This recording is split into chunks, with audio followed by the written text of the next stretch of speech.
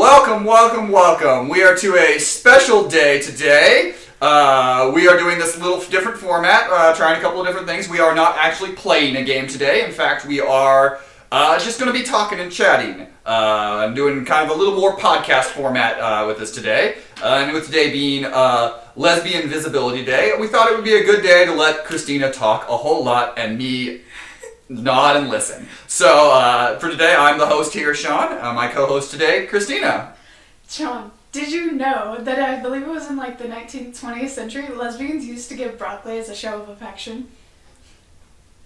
I'm Christina. Nobody has given me broccoli in my life, so... Well, you aren't a lesbian. Fair. And also, nobody has affections towards you. I'm kidding. Fair. We gotta start off being mean. That's fair. How are you doing, Christina? I'm doing great. I've actually been out for nearly 3 years, which is insane. And I always think about that on days like these where it's like Lesbian Day of Visibility or National Coming Out Day or Pride Month or whatever. So it's always fun. Yeah. Well, at what point would you say, we're going to jump right into questions, so you're kind of just jumping in this kind of thing, but, at what point would you have said, hey, I might be gay, Okay, so I think... Was there a certain age, a certain time, what, take us through that, Okay. Let's jump into that, so the mindset. I think the first time I started questioning it, it was like 7th, 8th grade, so like 12, 13 years old. And so at that time, I had a Wii U, and the Wii U had this cool function called Miiverse, which was... I am very familiar with Miiverse. Yeah, it's essentially the Nintendo's version of Twitter. It's very PG.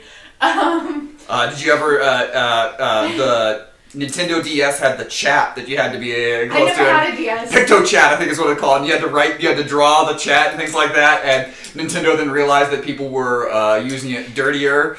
I think they tried to clean it up. That makes sense. That was a launch feature with the original DS. Yeah.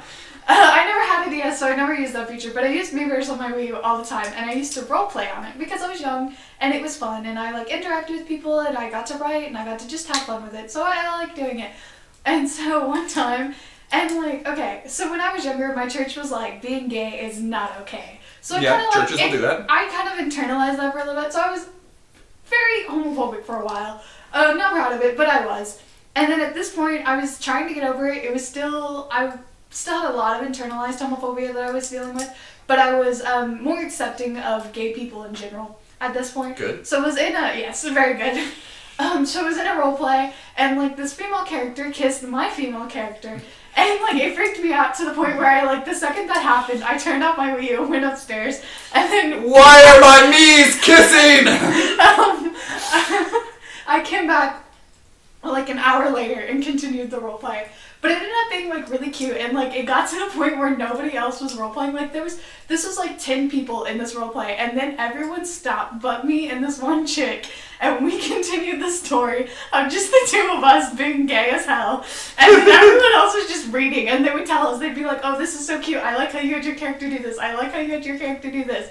And then I remember this one dude being like, "Why am I still reading this?" And this one girl comes back and goes, "'Cause it's cute." And I remember just sitting there thinking, it is kind of cute. So I think the only time in the history of the universe that the Wii U provided any camaraderie, I actually like it that we have a story of the Wii U bringing out emotions in somebody, and the emotions are not, why do I own a Wii U? I liked my Wii U, actually. I actually never owned a Wii U, I just have fun shitting on a Wii U. Oh, fair enough. I didn't have video game systems, I didn't play a lot of video games. Wii U was my only video game system. My brother had the PlayStation and play Call of Duty and shit like that, but that wasn't my style. So I liked the Wii U. And I play Disney Infinity, which is essentially just Disney's version of Minecraft. Disney Infinity was a really fun game. The only problem I had with Infinity is I wanted to take my characters into other worlds. I wanted to take Darth Vader into Monsters Inc. I wanted to take but Disney's in strict, these cannot cross. We cannot have them in any other it was so limited. You could only make your place so big. Yeah. It was still a lot of fun. I had fun with Disney Infinity, and I was sad to see when it went away because I enjoyed it, and it was going to be a fun game that I was going to play with my daughter. But it was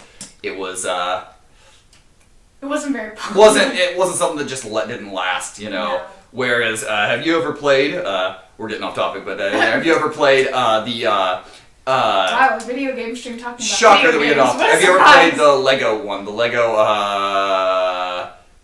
I'm blanking out, but the Lego where you build the little sets and you put it on, and it has it has like Doctor Who. No, I didn't The even know that was a Simpsons, thing. Back to the Future, Adventure Time, all the DC universe, all these things. Yeah, Harry Potter. If the Lego set exists, but you can put it on, you can actually interact and go to each other's universe. So it's a lot of fun. So that one actually does do a lot of the things on it. I But forgot what social media is. So Oh, I'm gonna cool. take a picture of Sean. that's real fair. quick. Everyone, look at Christina taking a picture of me. Yeah. Which, well, eventually Christina might stare at the camera, but you know. Who needs me to? I'm gonna listen. We've got the illusion we're not in the same room. We're just in a different area here today. Lego Dimensions. Thank you, Pop. Welcome in here. We got. Yay! What up, Matt? Mason? But yeah. So you know, it's always fun to hear that the Wii U did something. Other I'm than like the only person that had like an integral experience with the Wii U. you know, I like to hear that. It's new. It's different. That's something you don't see every day. So That's for sure. I'm absolutely 100% okay with that. So with that out of the way, so you said you would have been like 7th, 8th grade. Yeah, around there. And then I still like ignored it for a couple more years. I was like, oh, I'm not really gay. Like after that roleplay, I went on and I went to this website called Quotive, and they don't allow roleplays on there anymore, but they used to. And I would like only roleplay lesbian roleplays because I was like, oh, I don't relate to men. That's why I don't want to write the man. And I would write fan fiction and like stories where there were a lot of lesbian characters, and I was just like, oh, I'm not a man. I don't relate to men. I don't know how to write a man. That's the only reason I'm doing it. I promise I'm straight. As you know, obviously don't need details or anything on that, but at about what age did you be like, first time you were like, I think I like a woman? Like I think about 16, 15. I was like, okay, so I was dating this dude, and I was like, you know what, I think I might also like girls. Didn't actually like this dude, but it was like my last ditch attempt to be like, oh yes, men. It was my last ditch attempt. So there was for a while where I identified as bi before I came out as a lesbian. And so I think it was like 15, 16-year-olds, and I was like, yeah, I think I actually like, and it was nothing really big happened, but I'd been ignoring it for so long, and I was like, you know what, I don't think I can argue with myself anymore.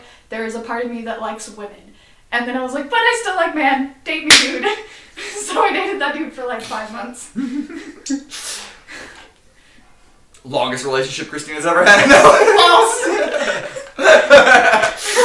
False. But false. How did your parents take it? As in, did like, you know, obviously a lot of people have stories, horror stories, and kicked out of the house, and obviously you're still in your parents' house, so yes. you have it at really least a little bit better on that. Yeah, my parents are really cool. They're really accepting. Actually, this water bottle that says "Spread Love, Not Hate" in pride colors, my mom made because my parents are really accepting. And when I was like younger, my parents thought my brother was gay. He identifies as straight, but they always thought he might be gay. So when I was younger, my mom would constantly remind my brother and I that it was okay if we turned out gay. And we'd be talking about like the future. And my dad would say something to my brother like, when you're wife, or he'd say something to me and he'd be like, when you're husband or whatever. And my mom would go, and my mom would say the same thing. And then she'd go, or husband or wife, whatever. And so they always just wanted us to know that it would be okay if we were gay. And they're really accepting. My brother pushed me out of the closet to my dad. And then when that happened, my dad kicked my brother out of the room and was like, all right, let's talk. And we just had a nice, long conversation. And it was really nice. And I felt really connected to him. And so he was like, out of my two parents, I came out to him first. Not by choice, but I did. Yeah. And then I came out to my mom in an argument because I'm hot-headed. And I say shit. What? No way. I would never guess that. What a surprise. So both times I came up to my mom, one is bi and one is lesbian, wasn't an argument. But each time she took it really well, and she's very accepting. I've been to pride parades with my mom. They're both just really accepting. So that's very nice for me. Well, we got links in the chat here. Heck so yeah, hi links. We have LesMom. Let me read it. LesMom, now I need names for Danny and Sean. Oh, valid. So, I'm the I will try throughout this to keep up with chat. I think we'll probably get a section if we get more in, if people have questions. If you have questions, and come in and say that, we'll try to keep up. But You know? Even if it's not about my own experience, do you just have questions about the lesbian community or LGBT plus community? Like if you're straight and you're like, I don't know a lot about this, ask me questions. I will answer to the best. Or if you have ability. stories or something you want to share it, you know, whatever in the chat. We're here to listen. We're here to see things and go for it. You are visible today, Christina. Fuck, that means I can't do crime today. Yeah, in 5 more hours you can go back to being invisible. Okay, then I can go back to doing crime. Just stealing apples from the grocery store. We only give you 1 day, one day a year to actually matter, and then the rest of them you don't. No, that's sad. I mean, I guess technically you probably matter more on some days because you're still at least white, so you know. Well, yep. Sean's got the tea. Anyway, now to get attacked on the internet for my statements. Anyway, I mean, in society's eyes, white privilege. Okay. So, you know, as you're getting through, I assume, you know, at that point you were high school age when you came out of that? Yes, I was 16. I was in the end of my sophomore year, beginning of my junior year, around that time. I came out as bi in May, and then I came out as a lesbian in August. So just a few short months later, or I think it was, came out as bi in April, and then in May I broke up with my boyfriend, and I told all my friends, I was like, hey, I'm a lesbian, but I hadn't told my parents until like August, September, so.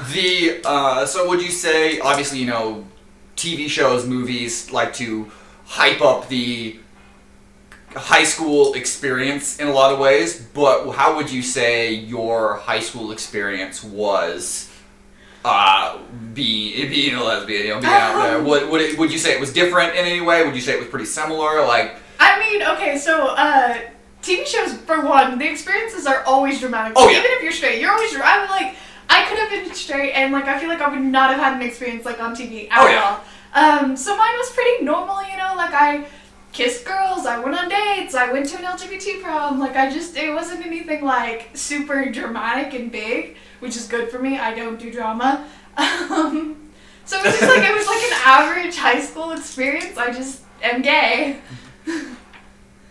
The only difference I think is that I have had teachers comment about my sexuality and tell me that it's wrong, and most straight students don't have that. Yeah, you're not gonna have that. Yeah, so but nobody ever told me that. So yeah, no teacher was ever like, "How dare you?" I had legit. I had a sign language teacher. She retired after my first year of sign language, and then she was subbing in my third year of sign language. And she said something to me. I was talking with my friend who was also a lesbian.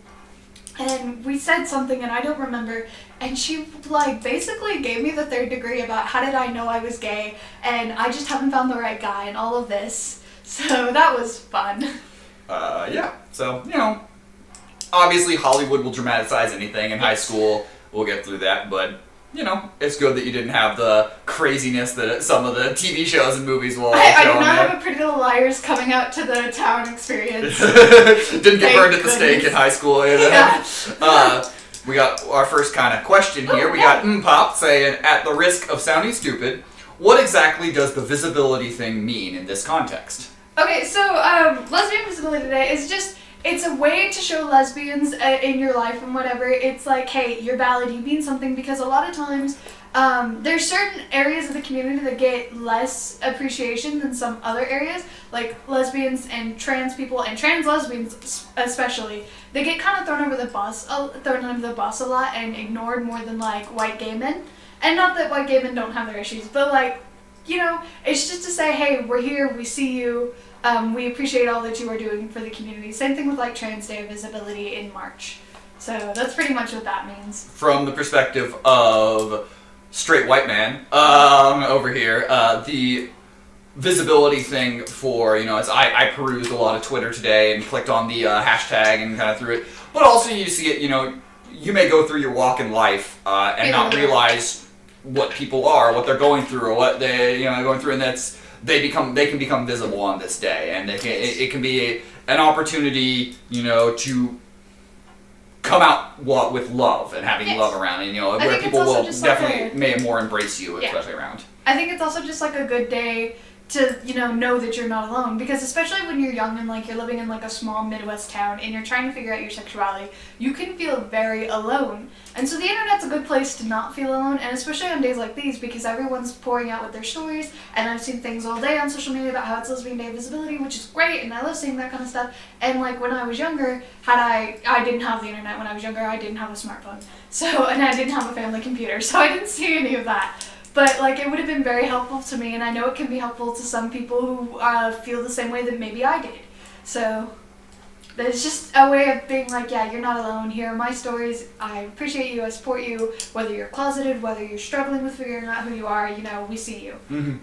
And that can be for somebody who maybe even doesn't know 100% what they are or what they're going through, but they can come out and say their feelings as well. And maybe they don't, nobody 100% fits into one category on anything. And so, you can find yourself along that. So I have a theme on some of my questions on here because, as you know, I am the nerd, the person that watches movies and plays video games. That's a lot of questions. I know, shocker here. Wow, what a surprise. Well, a lot of it is on that. In a lot of Hollywood movies, TV shows, lesbians are portrayed in a certain way. Yes. But, more than anything, when you have your character, very way. You don't see a lot of people that look like you. No. And that is something that, obviously everywhere there, but it's going to be portrayed one way. Most of the time it's somebody who you think, especially Hollywood, a lot of ways, is that somebody who is very straight, who maybe has these feelings, and then slowly a lot of ways. I mean, that's the most They don't common. like to use the word lesbian a lot in media, and, you will see that. I watched Lady of a Portrait on Fire recently. And I don't know if you know what that is. It's a French movie. So it's about a gay couple in, I don't even know what time it took place, but a while ago. It's a period movie, which a lot of gay movies are. And so I saw a commentary from the director, and an interviewer asked her, and they said that they noticed that lesbian wasn't being used, and the word lesbian wasn't being used in the advertising, and how the director felt about that. And she was like, it's not even something that I really noticed before the movie started coming out, and then I realized that nobody was wanting to say that word. They want to avoid that word as much as possible, and she said she didn't understand why. And a lot of media does that. It treats lesbian like a bad word, and so I've always thought that was interesting. Well, I mean, for a good chunk of my life in the very frame of growing up, and this is, mid-90s, early 2000s, kind of that time frame. Yeah. The word would only be used in an instance if it were describing porn. Yes. There is a problem of lesbians getting very sexualized, and there are people who don't want to use that word just to identify themselves because they don't want it to be seen as something like that. I mean, isn't it the American Pie joke? They're trying to get the two girls to kiss, and they're like, no, only until you kiss. You ever watched American Pie? I have, but I don't remember. I think that's one or two. I don't remember which one. I watched the first one. I didn't watch the second. It's one or two where that is, but yeah. It was also years ago. Hollywood tends to make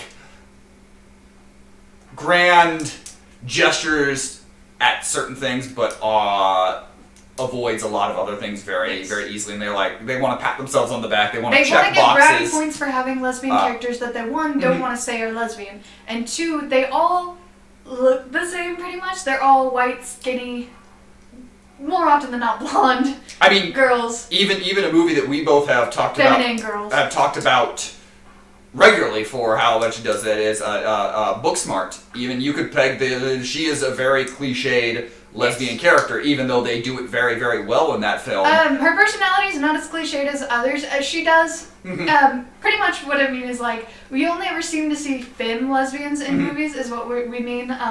You don't ever see butch characters like me. I think I can name a total of 2 butch characters that I've ever seen in movies or TV shows, and it was Orange is the New Black. And Orange is the New Black is not exactly known for its great portrayal of gender and they're one that loves to pat herself on the back by throwing in, we did a token character, we did a character here, look at us.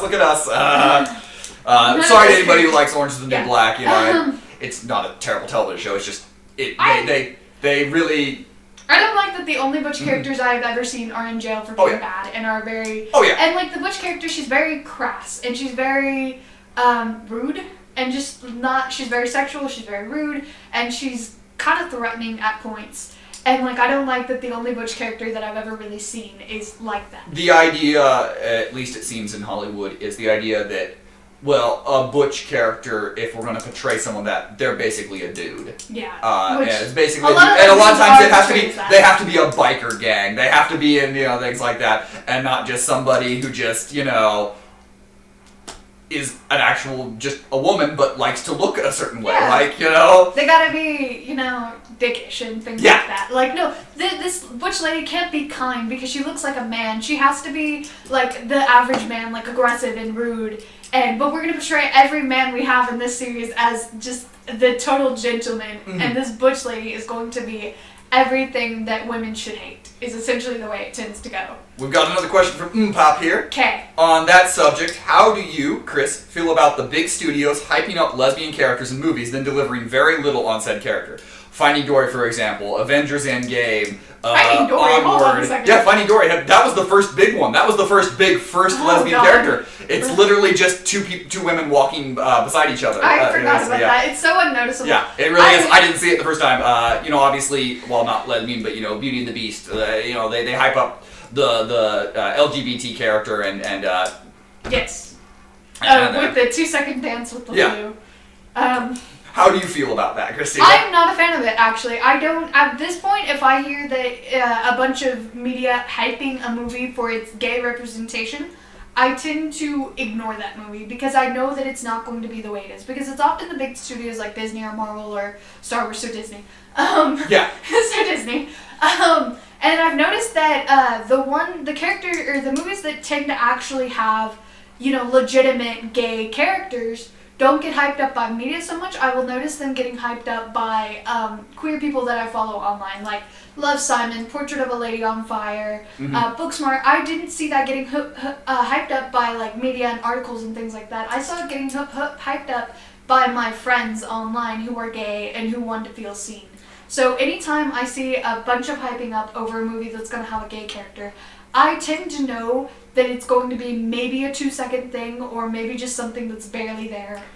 A lot of times it's, again, to pat yourself on the back, but also to get the like, hey, we are It's being to get the more and more. points. Yeah, I mean, I know when we finished watching Onward, which was the most recent first gay character ever, while it is... It is definitely the most Disney has done so far. It's still not enough. It's still not anything, but at least there were some definite moments. I think remember we talked about it. There is the character mentions having a kid and talks With about her home life, life. Yeah, having home life, and that was at least refreshing. But Yes. it was just, again, it's still a side character. It's Yes. just it's a throwaway character. For all of the greatness that is. Disney needs to give me a gay Disney princess, or I'm not giving them. For all the greatness that is Avengers Endgame and how much fun and all the one of that scene was so overhyped, and I think it just was made worse by the director trying to be like, I had to play it, I had to do that. It's a nice little scene, it's a nice little touch, and honestly, if they said nothing about it, I think there would be a real hey, that's a really cool little moment through it. But they decided to be like. Yeah, with Endgame and with Star Wars, I saw all these articles before I watched the movie about these gay characters, and in Star Wars, Sean actually had to point it out to me because I could not find the scene, and I was like, I don't even see it. Sean had to point it out to me because I would have totally missed it otherwise, and I was looking for it, and I just would have missed it because it is so inconsequential. Speaking of Star Wars, as you know, that is my forte in a lot of ways. I know you aren't, you know Star Wars and a lot of stuff in it, but you aren't into the big expanded stuff and the I have canon read a stuff. lot of the books.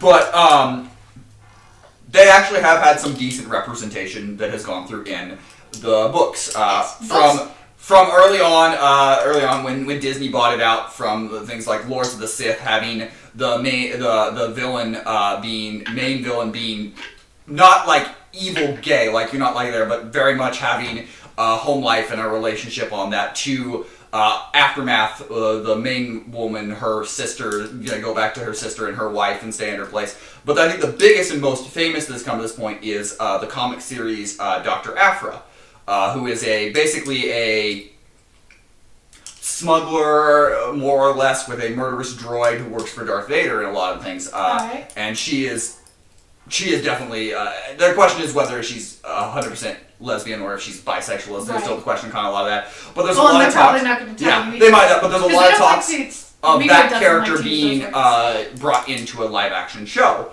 And so there's a lot of debate on that. And so, what would it mean to you to see a big franchise, Star Wars, Marvel, DC, any of those, even if it's on the small screen, TV, Disney Plus type of things like that, would it to have a main character in a main show that is always talked about being a gay lead? What would that mean to you? It would mean a lot, especially for like Marvel and DC. And DC is actually pretty good about that with their TV shows.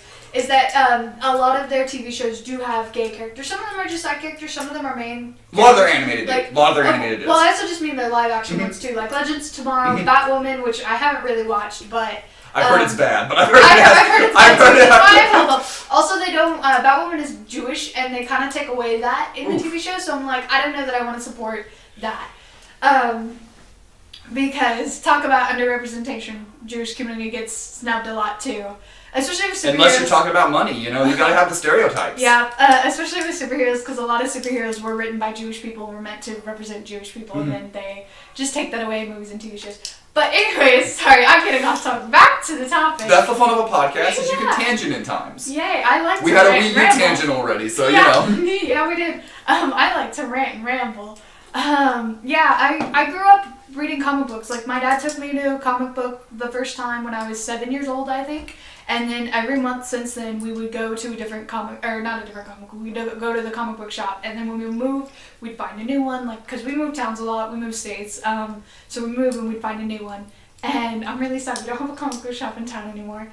But we would go, and, like, I grew up reading comic books, and I would specifically go for, like, the female superheroes because, guess what? I'm female. I like to feel, like, seen.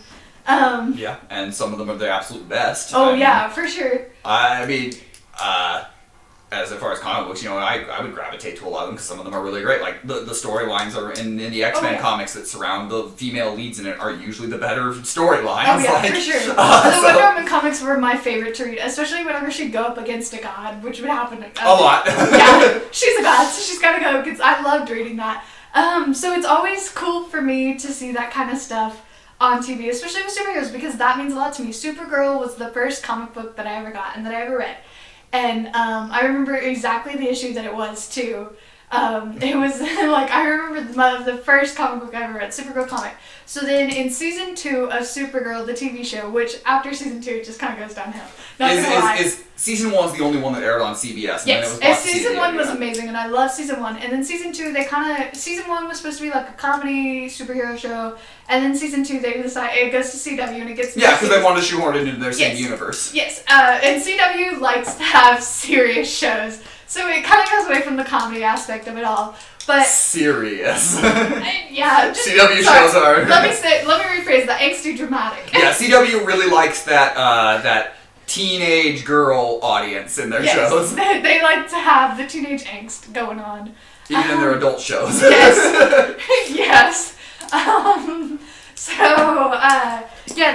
The sister, Supergirl's adopted sister, Alex Danvers, in season 2 is revealed to be a lesbian. And so that was really cool for me to see. I really enjoyed that. So I was like that. But then, like, as later on as the show goes on, the creators started realizing that Lena Luthor and Supergirl had some good chemistry that the fans were really enjoying. So they started teasing about how their friendship would blossom into more, and then it never would. So it became queer baiting, which is a totally different subject. I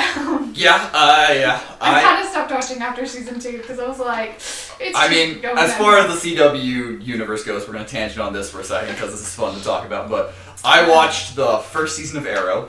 Okay. And I've watched a couple episodes of Legends of Tomorrow. Okay. And honestly, by the time I started watching Flash, which I thought was the best of them, but I got bored of it. And Flash was good, but it's just, I was like, and I think about the same time the Marvel Netflix show had Daredevil come out, and it was just so much cooler. Fair. And the CW doesn't have a great budget for it, but I can feel like that is a way where you can make up for some of maybe your budget actually by telling good stories. And I feel some of the times they failed to tell the good stories, especially Arrow, which I really liked the first season. And I couldn't get into Arrow. I tried. I mean, it's Batman. It is basically just the retell. DC consistently trying to redo Batman when they have Batman is always hilarious. Yeah, that's but when it comes to seeing a lead, like, there's obviously 10 hints, that maybe they would do something along the lines with Captain Marvel, maybe, something along the lines in Thor with Jane Foster, things like that, obviously you said it would be huge, but like, yes. Especially with Captain Marvel, and the fact I know because we watched Avengers Endgame together. So when she we also showed watched it, Captain Marvel we again. did. Well, I think we actually were sitting together for Endgame. I don't think we were sitting together for Marvel, but fair enough. But Endgame, watching it when she came in, when she showed up on the screen with the short hairstyle, you could tell. Just Christina immediately was like, you know, like just like right there, like. A happiness to that. Yes. If they kept that sort of thing and actually went full in on something. I mean, let's just talk about how gay the Captain Marvel movie is. Oh, it's very much. Without saying anything, it is. Yeah, they don't confirm anything, but like she, you know, okay, so she's raising a child with her best friend. You know, out of everyone to go for when she loses her memory, the connection she makes again is with this lady that she raised a child with. She was the one who she relied on during the Air Force whenever she was having trouble. And at this point in time, they wouldn't confirm that they would get the gay because they would get kicked out of the Air Force. This was the 90s.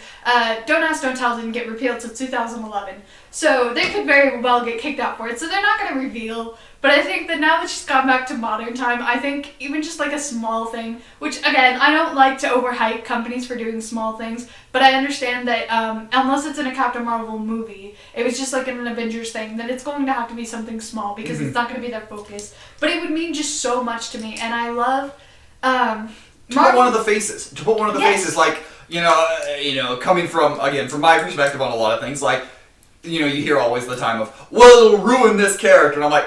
No. If I don't like the iteration of it, I can go back to what I like. There's so many iterations. I don't like George Clooney Batman. He didn't ruin Batman.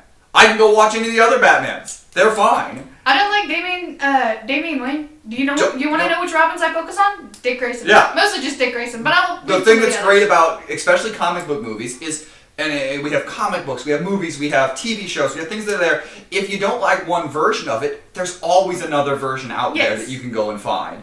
And so, like, if somebody's like, ugh, I want straight Carol Danvers, you know? There are some characters, newer characters, where you cannot find that, like Marvel's Runaways, which I love that, because I read the comic books, and there's, in the comic books and in the show, Carolina Dean is a lesbian, through and through.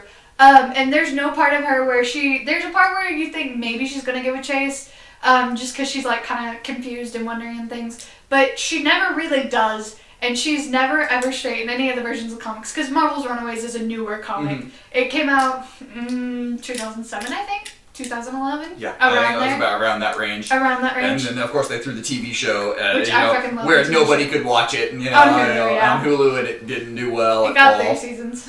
Which... Again, it said streaming services try for 3 seasons. Like that's their goal. Like I wish it would have gotten more, just because I feel like I think they knew that this was going to be their last season, because they crammed 3 storylines into the 3rd season, which was so unnecessary. It would have been so better fleshed out, I think. That's just my opinion, but especially because the last episode is an entirely new storyline. And in the comics, there was like a 5-book run of this storyline, and then it's just 1 episode, the last episode of the series. So, but anyways, I was going on a tangent again. Carolina Dean, lesbian, my fave, I love her, and her bi-witch girlfriend, Nico Monero. Christina falls out of shot again here, you know? Oh shit, sorry. I gave her strict instructions at the beginning of like, this is where you're in the shot, this is where you're in, but lo and behold, the lesbian can't sit. Listen.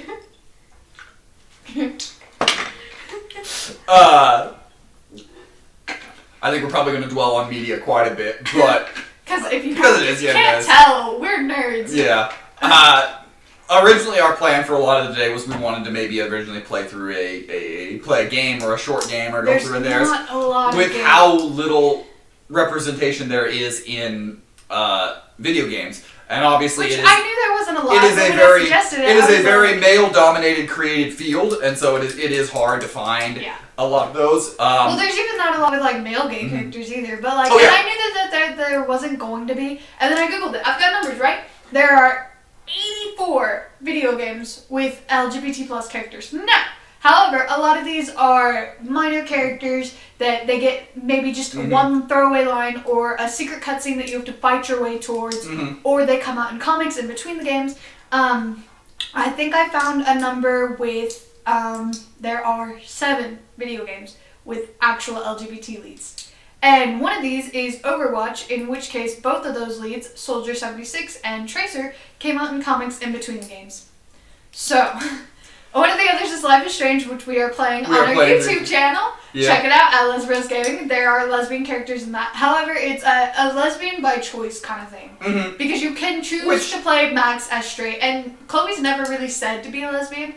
And they said that she had boyfriends in the past. So it's never really confirmed with her, but she definitely had a thing for Rachel Amber. Which leads to a lot of it, because a lot of video games are, especially when you have choose your own and yes. Storyline, you see more of those. I think it was Fable 2. I could be 100% wrong, but that was the big thing. Was at the end of it, you could get married to. Of the 7, a lot of them are choices you make. Like Assassin's Creed, you can play them as gay, but they're not necessarily. Another one it listed was Sims, because you can make your characters gay. And I think that's good, and I think there should be more of that ability to, especially as any player can play, embody any role, and in a lot of. But I do want more story. I really love storyline games, and I want more games where it's like the lead is gay, and you're going through this action adventure, and they're just like Nathan Drake. He's got a wife, and the whole thing. It's his main thing is treasure hunting. Shush. His main thing is treasure hunting, but he's got a wife, he's married, he's got a romance, and you know it, and it doesn't take away from his story, so why should being gay take away from somebody else's? And I want something like that. I could easily do a lot of that. I remember a big complaint that came through, or at least more modern as people were talking about it, the game Knights of the Old Republic, Star Wars, that came out in the early 2000s. Okay. It's an RPG, you can create your character. It can be male or female, all those sort of things. But there is an actual canon storyline that goes through a lot of that. And you're playing a character that is found to be Darth Revan, basically, as the storyline on it. And the canon character is always the dude. But like people like to say, like, because when they wanted to put that character in, like maybe possibly canonize it and put it in there. But it's like a lot of people's like, my experience as Revan was a female. My experience was this, my experience that. You take away experiences when you make a canon answer in a storyline. Yeah. So, yeah, you're right. Some of these storyline games could easily throw a romance, and it wouldn't take away from it. Last of Us, the DLC. Okay, so obviously in the Last of Us game, they don't really show Ellie as a lesbian, but then there's a DLC about before she got bit and how she got bit. And in this, she's running around with her friend, who she reveals to have like a romantic interest in, and then her friend dies. Which happens a lot to lesbian characters in media, is they die or they have sad endings, and that actually used to be a rule in TV, is that if you were going to have a lesbian character, they could not either survive the story or survive the story happily. Mm-hmm. So that way it would show kids what happens. Oh, a lot of good media, even good, things that have great storylines and things like that, consistently you'll code the villain as gay. The show, at least the first season, I haven't watched much on, Mr. Robot. Fantastic show. Brilliantly written. The main guy is, the main villain, he is gay. And they show very, very explicit scenes and things like that. But he's a crazy. Yeah. And he's the only, girl like that. But consistently a lot of shows do like that. Yeah, they either make the villain explicitly gay, or they make the villain seem gay without saying the villain is gay. Mm-hmm. Like, there was a lot of things when I was younger of, like, Shigo from Kim Possible seemed kind of gay. Oh, yeah. She very gay. She into Kim. Yeah. She into Kim. I can fully see that. I mean, Heartless Sin, what up? Oh, sweet. Lesbian in the chat. Alright, we're in. Let's go, lesbians, let's go! Yeah. If, a lot of games have you choosing, your gender, choosing your style. Would you like if a game where you're basically, we're thinking GTA, fighting games where you're both story, would you like to be able to have that choice at the beginning to be like straight or gay? Would that be something that, like, if they code in where the storyline would progress differently, potentially for how you are? I don't really play games like that. That is not my style of games. So I can't say that I would really, if that would happen, I can't say that I'd be like, oh my gosh, I'm going to play this game now. But I think it'd be really interesting to see, and I think a lot of people who do play games like that would enjoy that. And that would be nice. Like I said, I prefer the storyline games. That's why I want something more like, I love The Last of Us DLC because, she's gay in that. And in The Last of Us 2, she was supposed to have a girlfriend. It's like coming out for who knows when. Like, for example, obviously, while not using it with any relationships, but like if you, in the Pokemon games, if you choose male, I would love to be able to be gay in Pokemon. If you choose male or female, your rival in a lot of games is the opposite gender. Right. Because they were, there were. I think that's in the Game Boy Advance games. I think all of them did that sort of thing. Whatever you chose is the opposite. If that was one of those, any type of game where you chose, like, if you're choosing straight, you go through storyline, but it had basis for different characters, things like that, would be maybe some decision-basing games. Yeah. And again, that's something that a lot of developers could think up and think through, and maybe see what would be a good way to do it. But like, it would be a way to add representation, but also I think it would be a way to eat your cake. Have your cake and eat it at the same time. That everyone, whether you're straight, gay, bi, whatever you identify as, you could have a character you could play as. So I think that could be something that maybe somebody could do and be at least interesting. There just needs to be more game. When period. Yeah, I mean, if anybody shows, video games, books, there's not enough. Like there are quite a few gay books, more so than any other media form, I think, which is always nice. And I love being able to read those. I would like more variety on that because I'm a big reader. I love reading. I didn't know if you knew this, Sean. What? I know. Books? What a shocker. I love reading. And at my school library, we actually had quite a few gay books and fictional books too. And I love being able to go and find them and read them. And we had a joke because among my friend group, because I would go into the library and I would look at the cover, I would look at the spine, and I'd be like, I think that book is gay, and I'd bring it out, and then it would have a rainbow on it, and I'd read it, and I'd be like, gay. It actually was. It was just this thing, because I could just tell. Not even have a rainbow on it, and I'd just be like, I'm pretty sure that's gay. I'm bringing questions out here. We got, what's your opinion on characters who are written as gay, but their sexuality doesn't factor into the story in any way? Maya Hawke's character in Stranger Things round. Does this matter to you at all? So, they're written as it, but it doesn't factor into anything like that. I mean... what do you mean? The way I would read that question, and feel free to explain more, but the way I read that is it doesn't factor in at all. It's just there. You're written as something gay. they say outside of the show, they're gay, and it's never mentioned in the show or anything. It possibly, it's written. You can tell the person's gay, but maybe they don't. It doesn't bring up. It isn't a part of the storyline. It's never part of the show. And I mean, obviously, romance is. That's the same thing as just brownie points, where someone outside of the show is like, oh yeah, they're like, okay, like J.K. Rowling being like, oh yeah, Dumbledore was gay, and trying to get brownie points for that, and then. That's still one that even when I read it, I'm like, I don't think Dumbledore's gay. He could be, and J.K. Rowling could have read it, but I'm like... I did not ever read him as a being that liked romance or sex. Yeah, I could definitely see him... I definitely saw him as being aromantic, asexual. I could see him as, this is going to be our fun tangent here, but I could see Dumbledore as being somebody who's yeah, I love everybody, maybe pansexual type of thing. Yeah. I just saw him as having no interest in romance or sex whatsoever. He also is really old. Yeah, so that's fair. What about young Jude Law? Dumbledore. But yeah, I always thought that was that's honestly, in my mind, it is the same thing as, Disney being this is our 7th gay character, where it's just a small scene where 2 characters hold hands or whatever. It's legit just to get a pat on the back, and it's not actually because they're trying to have any representation or anything.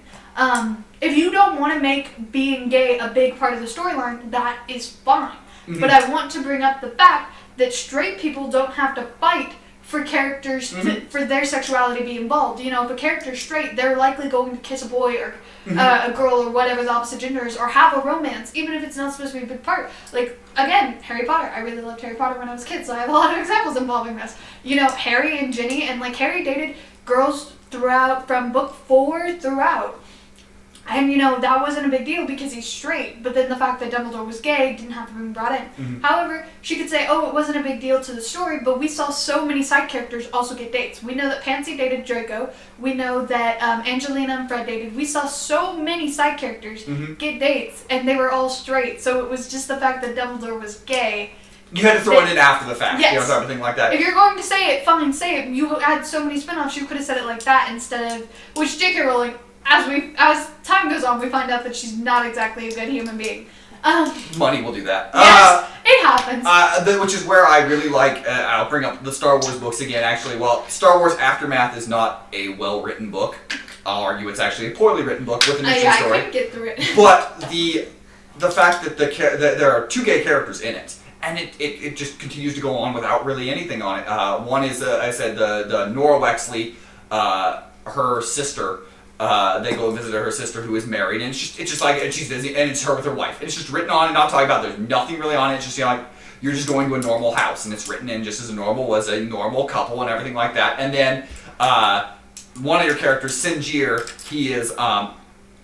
You're thinking like, oh, him and this one character get together, and the girl at the time is like, all right, we can couple. And he's like, oh, yeah, you're not my type, and she's like, oh. So like, I think that considering that we write straight couples and we put straight couples so easily just in there and they're just not there, there's nothing wrong with, say, in Avengers Age of Ultron, Hawkeye goes home to his husband and just goes through on that. It wouldn't change the storyline. It wouldn't be brownie points. It's just there, like that sort of thing, like that thing, right. It's Secret Wife, like go through like that sort of thing. And I think that it actually might have been more powerful if he had a secret husband, because that would have been saying something about maybe the tolerance level of the government that he worked for. Yeah, the SHIELD-based government. Yeah. That was actually Hydra.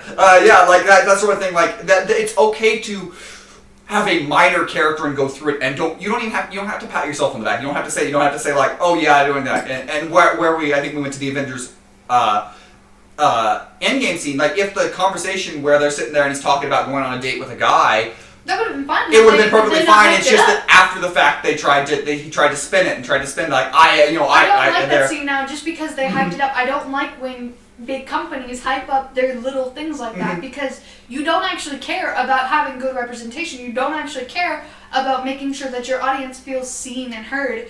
You just care about getting that little bit of money and that recognition because, oh, check it out, I have our first gay character. Yeah. I mean, considering that and I think the Avengers Endgame scene is leagues better than the Star Wars kiss. Oh, for real. The Star Wars kiss is so tacked in on there, and it's like, it's not a big pretty, like, whatever, put it in there, but it's just like, you are trying to get brownie points, where at least the Avengers scene before it actually felt like something genuine, whereas it became less genuine after the fact because the director wouldn't shut up about it. Yes. And not in a way like, just like, oh yeah, it was a fun scene, like, we did a good job, I had fun acting it, I think it was nice, you could do that, but he's like, I was important for doing this, and look at how important. It's like, no, you just threw one scene in there. Yeah. You didn't make Captain America and Bucky, have a weird sex scene at the end of the movie, Oh my god, I read something recently, and you saying that just reminded me. So apparently there was a movie with Christian Bale and somebody else. Fuck, I can't remember the name. It was an actor, a male actor, and they had a sex scene in a movie, right? So, and I think it's a movie that's coming out soon or something. Okay. I'm not entirely sure. And so he said that they were on a rooftop and it was a wide shot, right? So they had the sex scene. The guys who were doing the sex were over here on the. I realized I said that very weirdly. They were doing it over here, and then the camera crew was on a rooftop over here. So they yell out action, and they start getting into it, and so they're doing the sex scene and doing the sex. Leave me alone. I'm doing the sex. Oh no. So they're doing the sex scene, and not Christian Bale, the other dude is like, I can't remember his name. He's like, I think I would have come by now. And he whispers in Christian Bale's ear, he's like, I think I would have come by now. So they look over to the other rooftop to see the camera crew putting away their cameras, and nobody told them that they were done. And so they were just continuing with the sex scene. Woo! Hollywood. We got a question again here. Yay! So, Kuhex. I don't know if you've already talked about this, but for lots of fandoms, they write a lot of uncanon fanfiction because show movie books writers bait it. Yes. What do you feel about that? About fanfiction? I love fanfiction. I write fanfiction. Christy and I have both written fanfiction. Yep. Sean's written fanfiction. One of my. So I said, for my background, a lot of it is I didn't know gay people existed till I was 16. That just was. Even though I apparently have multiples in my family, it was just I didn't know. I have a couple of a great uncle that's gay, or a second cousin. I don't remember how it is, and I'm the only gay person in my family. Yeah, I have a couple on each side of the family. And honestly, one of my first real introductions to anybody living a homosexual lifestyle was I had a friend, and she was obsessed with yaoi, which is on that. And any anime we watched, she would always ship the guys together. Yes. And I was like, that is a thing? It was just that was a thing. And so, that's learning that sort of thing. And so, a lot of people, I know it is an outlet to let out, sometimes frustrations with the way Hollywood is in a lot of it. I mean, and whether fan fiction is gay, straight, or whatever, everyone is trying to couple people up. That's why, there's so many ships that are out there. And fan fiction is fun. I really appreciate it. It's fun. I also think it's a good way to practice your writing. It's a good way if you're like, oh, I want to read something new, but I don't have the energy for it, so I want to do these characters that I know and love. It's good, especially if here, we'll just talk about it like this. Power Rangers 2017, love that movie. So in it, Trinity's revealed to be a lesbian, and it's just kind of this small throwaway line. And but it's done well. Yes, it's not hyped up. It's not hyped up. I love it. Yeah, and that's why I'm not mad about it, because it is not hyped up. I didn't see anything about it until I saw an article about it the day after I watched the movie. And she's not the cliche. I mean, she's kind of, because you do see a lot of. She's very angsty. You do see a lot of the angsty kind of like Asian teens. A lot of times get cast in that role. You do see a lot of that kind of like Asian. Asian. I said the wrong race. Trinity's not Asian. Yeah, She's I said the wrong Hispanic. race. Yeah, I know. I said the wrong race, and now internet come attack me again because I. There is an Asian lead in that movie. Yeah, it's the guy. It's the guy. There's Trini was Asian in the original. Trini was Asian in the original. She was. And that's why. Mighty Morphin Power Rangers. Oh yeah, they code the colors by what their race is. There's a lot of people of color, but it's very coded by the races. Like the Black Ranger's black, the Yellow Ranger's Asian, the Red Ranger's Indian. Like it's not. Yeah, no, it's not done well. It's not done well. But the Power Rangers 2017, one white guy, and then everyone else is like Pink Rangers, Native American. The Blue Rangers, blue, African American. Black is Asian is black. Trinity's Latina. Yeah. And then Jason's white. So yeah, you do see that. You do see it sometimes there, but it is very much that movie definitely showed a lot of actually doing things in a smart way of doing and throwing. They threw a lot in that movie. They threw a lot in that. Yes, their representation in that movie was really great in my mind because there was an autistic character, there was a gay character, there was a lot of people of color. It was really nice to see. And it was actually just a really fun movie. I'm just going to go on a rant about Power Rangers real quick because I fucking love that movie. But anyway, so Trini, there's a small line where she's like, oh, I'm not into dudes. And so that's not really what she says. She's like, my it says there, and the guy, and it's Zach, isn't it? He goes, your boyfriend? And she's like, she goes, boyfriend problems? And she makes a face and he goes, girlfriend problems? And she's like, my parents are really into labels. They want me to have the perfect friends. They want me to have the perfect life, and I just don't want that. Yep. And it's like this little line, and then since then there's been, obviously they didn't have the room to dwell on it right then because they were focusing on saving the world and Power Rangers, and it was a nice little like bonding area. So of course none of them actually had like romance scenes in that movie. None of them. Mm-hmm. There was a little bit that got cut out between Jason and Kimberly because the audience was like, I actually am glad that, even though the test audience wasn't a fan of it, they were like, it doesn't fit, and then they rewatched it and they were like, yeah, you're right, it doesn't, and it didn't. There was no romance in that movie, so it was really nice to see. But there's a part of me that wanted Trini to, have a girlfriend, so I love being able to go online and read fanfiction of, like, with her and Kimberly, or her and a female Tommy, because there was rumors that if they brought in a Green Ranger, it was going to be female Tommy, which I would have loved to see. I would have actually been okay with that, like, and I am a I love Jason David. I'm a humongous Tommy fan, like, like, the Green/White Ranger was me growing up, so. Because of the Green Ranger. Yeah, like, I honestly, I think I would be okay with that, because I think it's hard to here's a fact. Frank. They haven't said anything yet, but here's the way there. Rita Repulsa is gay. Okay, like, and so somebody who would, the fact that's who would seduce a student to that sort of thing, like that would be actually done really well if they did that sort of thing. Like you could, but then a redemption arc of somebody who would, you would have the cliched villain is coded gay. With a redemption arc, you don't see that, and I would actually love that. So that's something where you would be able to take the Green Ranger and do it actually better. So anyway, fanfiction has done that. I've actually read that one. So and so that fanfiction it's a wonderful outlet. Yes. Some of it you're just like, some fanfiction. Hurry up and just you're just trying to bang it out here, like. Well, that's not what I'm there for. Yeah. But yeah, it's also just fun to write. It's good for enhancing your writing style, and also just it's fun. Like, yeah, and I mean, fun. Especially in a lot of franchises that really, they drop the ball. Especially with minor characters. Like, sometimes there's minor characters and you're like, this character could be so much more than it is. You got a fanfiction, and it is so much more. You see all this, like, okay, one of my guilty pleasures is Pitch Perfect. I fucking love Pitch Perfect. So a fanfiction that I write a lot of that is Pitch Perfect. Specifically, Emily Junk. Because I love her, and I love her demeanor, and I love Haley Steinfeld. and like, you know, she just kind of gets thrown to the side a little bit, and because she's a minor character, their main focus is, you know, Anna Kendrick and Chloe Beale, can't remember the actress's name, Brittany Snow. Yeah, their main characters are that, so I get it, those are their focuses. But, you know, Emily Junk could be so much more if they're focused on her more. So, in the she wasn't in the first one, so... Yeah, I don't care. So. Well, I know, but that's why they probably yes, because she's a main character, so... Yes, I get that. Yeah. I also just hate seeing Bumper, and fanfictions don't talk about Bumper. His character annoys me. The expansion on a lot of that is where the new sequels trilogy for Star Wars dropped the ball, is that...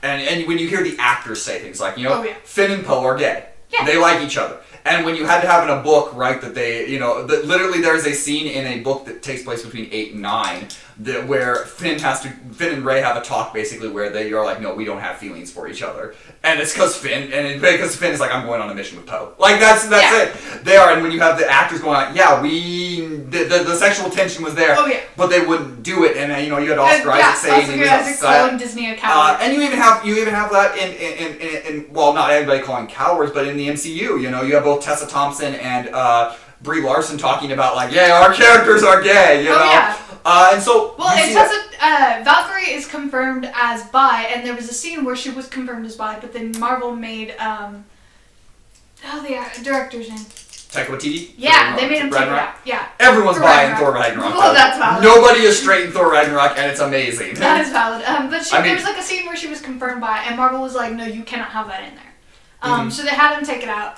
And so, but she's talked about that a little bit, and they're hella bi. But you can see a lot of the actors talking it outside of it. I mean, Chris Evans and Sebastian Stan clearly, you know, joked about it, and there's a lot of tension between Bucky and Captain America. Bucky's definitely. Bucky definitely is. And so, like, to tie this all to the fan fiction is when there is obvious sexual tension in characters, I think it is great that fan fiction come out and actually fill that in, where because a lot of the studios are scared for romance, they're scared for to actually, and whether it's sometimes it's not even whether it's straight or whether it's they're or it's gay, you know, they're scared of having their characters be romantic with each other, because a lot of times teasing people on romance is much easier than actually having it in movies, or having a forced relationship. You know, well, and the thing, people like to try and shame people for fan fiction, but if you look at it, there's so much that is basically fan fiction that's just been published. And I'm not talking about like actual published fan fiction like 50 Shades of Grey or After or anything like that.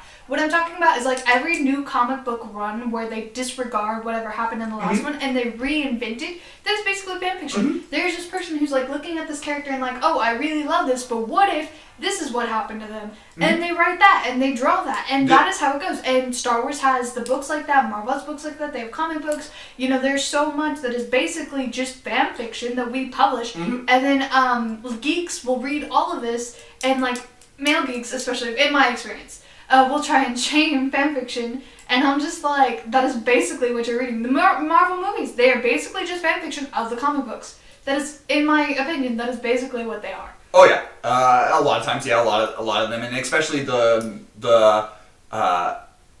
new Star Trek movies. J.J. Abrams, he was like, I loved Star Trek as a kid, so I wanted to make my own movies. Basically, not Star Trek. J.J. Abrams never watched Star Trek as a kid. What? Okay. J.J. Abrams was a fan of Star Wars and Twilight Zone, and that's why they're. Okay, sorry. He did direct the new Star Trek movies. Star Wars. He directed the first two Star Trek, and then definitely Star Wars. He did. But the girl in the third Star Trek movie, gay. I can't remember her name right now. The one with the black stripes and pale skin. Oh yeah, definitely, absolutely. And Star Trek is not. She's a lesbian because I say so. Star Trek has always had characters that. I have a fun fact, actually. But they don't always. They haven't really actually been gay or straight. Like they will go away from labels consistently. Yes. I have a fun fact. There is an official Star Trek novel that was published in 1985 with several scenes depicting Spock and Kirk as a couple, and it was actually not supposed to get published. They published the wrong version because they were supposed to take out the scenes, and they accidentally published that scene. And then when they figured out which one that they published, they like threw back. So it's actually a collector's item now. Fan fiction. Because it wasn't supposed to get published like that. They were supposed to take out the scenes. It got sent to the editor, and the editor was like, maybe not. So they were supposed to take out the scenes, but then they accidentally published that version anyways. Kirk and Spock have some sexual tension, but also like this is where you have this goes back to what Mason was saying earlier. Asked the question about people being like you confirmed afterwards. A lot of characters that we grow up with, have grown up with and said there, especially in the males that are either going to be bisexual or pansexual consistently. Lando is absolutely there. For sure. Captain Kirk is pansexual. Oh, for sure. Captain Kirk is. Now, he wants to fuck anything. Yeah, anything. It'll move. I would argue that probably James Bond is pansexual. Like, I don't know enough about James Bond. Right, like, a lot of these characters, there's enough sexual tension between males and that you're like, yeah, you probably have, you'd probably be okay with this. You're probably okay with whoever you're around. But when we bring it up afterwards, we don't want to show it in the movies. Yes. We don't want to show Lando actually being with somebody that's not a woman, Yeah. We don't want to show them because either we're scared of the response, we just don't want to. I don't know, but I feel like the positive response that we get from it would outweigh the negative, but... Valid. Well, in those times it was like, especially when Star Trek first came out in the 60s, already they were being controversial with having a black character on screen that was not a maid. So, to push that would have been... I'm more talking like Chris Pine Kirk later, and later on Kirk and things like that, and a lot of the novels. Yes. But, he definitely is, but it was breakthrough back then, Yeah. They had an Asian, they had a African American woman, and they had the other big one that isn't noticed that they had a person with a Russian accent. This is during the 60s. Yeah, so like there were three really big you aren't supposed to have those on TV as the good guys. Yeah. Or as there, and so that was big, and so breakthrough, but and Star Trek's always kind of been that. But then now they've kind of become the token in a lot of ways. You have in J.J. Abrams' 2009 Star Trek, which I love, but it has so many token moments. You're like, oh yeah, or I think it was actually Into Darkness where Sulu's gay. Shocker, Which I I get why they wanted to do that, but also it was one of those things where it was hyped up as a big deal. Mm-hmm. Where it was literally just Sulu walked hand in hand with his husband and their kid and walked off. There was nothing really big there, and it was hyped up so much. And that's, I heard about that. It was like 2012. I still probably wasn't on the internet yet, but then I heard about it so much because it was so hyped up, and it was just like this small thing that it wasn't necessarily to be hyped up. No, and that's I think Hollywood, where if you're gonna hype something up, it better be a main character from now. Yeah. It better be something big. Like, if you want to hype up, the next time Disney hypes up a main character, I better get an actual gay Disney princess or Brie Larson kissing another girl in Captain Marvel. Otherwise, I don't want to hear them hyping up someone. Yeah, and it's like, because outside of, I say, the Star Wars kiss, and I guess the Finding Dory stuff, but the Onward stuff was fine. It's just that it was hyped up. The Avengers Endgame stuff is fine. It's just hyped up. There are problems with Onward that a lot of people in the LGBT community have, in the fact that oftentimes you'll see a trope where if there's a lesbian character and they want to commemorate that, yes, she's actually a good person, blah, blah, blah, and she's maybe a little bit more masculine, they make her a cop. Yeah. Oh, yeah, and that happens a lot, yes. Which, that's, a lot of people in the LGBT community aren't quite happy with that. Where I mean, the scene made it work on a lot of it, but I think, because they were trying to, quote-unquote, make it a good character by the family. That was all you needed. You had the family. If you wanted to do it, like, oh, this is a home person, things like that. But I get where the scene needed a cop, and I guess that's why they want to throw it in. Like, honestly, when I heard there was going to be a gay character, I thought it was going to be the Manticore. Like, that's who I thought it was going to be going in. Like, I was like, oh yeah, that makes sense. Like, I've seen the trailer, that's gotta be the gay character. Yeah. Like, duh. And then it wasn't, I was like, oh, okay. Should have been Tom Holland. We would have watched Stylish cry. I think Hollywood has a long ways to go in a lot of this stuff. Oh, yeah. But I think the biggest thing is just know what is a big deal and what isn't. I think, I like that Disney... Okay, so Disney hypes up their gay characters in movies a lot, but their gay characters in TV shows, not that there are a lot, but they don't hype them up as much. Like, Annie Mac has a gay kid in it, and I love that. High School Musical, the series, High School Musical, the musical, the series. High School, the musical, the musical? Yeah. That has a gay couple in it, which is really nice. Could have been more, but yeah. Anyway, so, like, they don't hype up their TV shows as much. And I like that they're including gay characters in their TV shows, because one thing I noticed as a kid, especially when watching Disney, is there were often jokes at the expense of being gay. And it's just, which happens a lot in media, and like in 2000s, this was a big thing. Like I've been watching media from 2000s recently, especially comedies, and there's a lot of gay bashing jokes. Watch Friends with that lens. Oh yeah, there's Watch Friends with that Ross lens. is a dick. Yeah. Where they were also patting themselves on the back for having gay characters while outside of the other, hey, stabbing them in the back with the other, and I get it. When you're trying to portray realism, those characters do exist. They're going to be real people exist that are going to make fun. Real people are going to exist to make When I was a kid, I didn't really like Susan because Ross didn't like her, and Ross was the main character. Yeah. And like she was kind of mean to Ross, and I didn't get it. But then watching it as a teenager and as an adult, Ross is a dick to her all the time. Mm-hmm.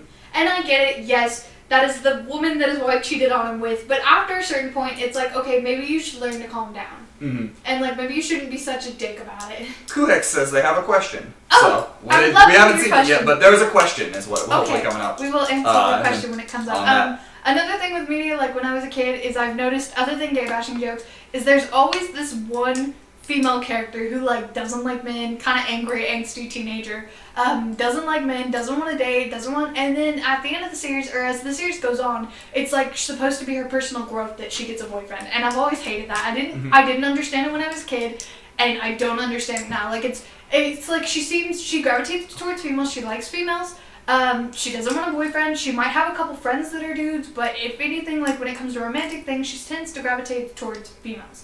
And she doesn't, but then she has a boyfriend. She's not gay. Don't think she's a lesbian. Don't make it, yeah. Don't think she's a lesbian. I can name several off the top of my head. Any show that makes personal growth having a significant other is a weird thing. That can be an accomplishment in your life, and hey, I've gotten to this point, but the personal growth shouldn't be on that, and that's lazy writing. Yes. Whether it's whatever it is on that, I think,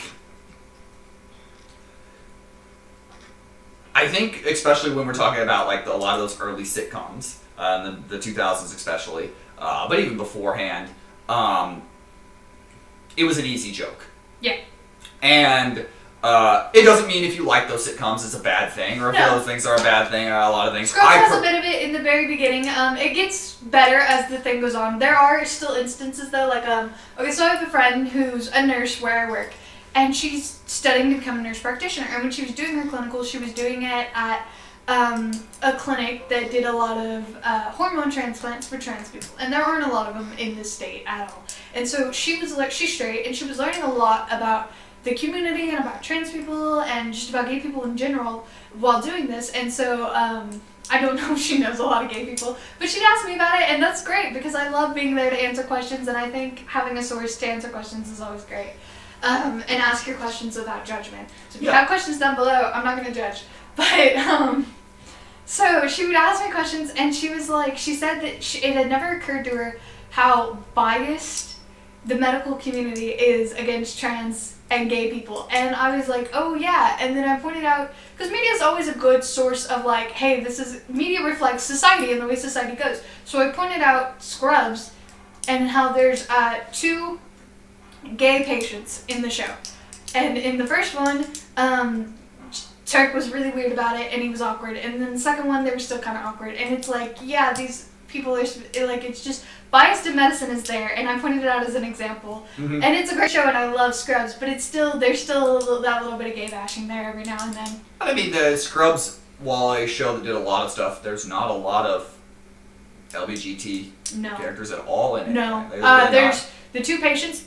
There's Todd, who's bi, and then... Whatever Todd is. Whatever. He's the Todd. He's the Todd.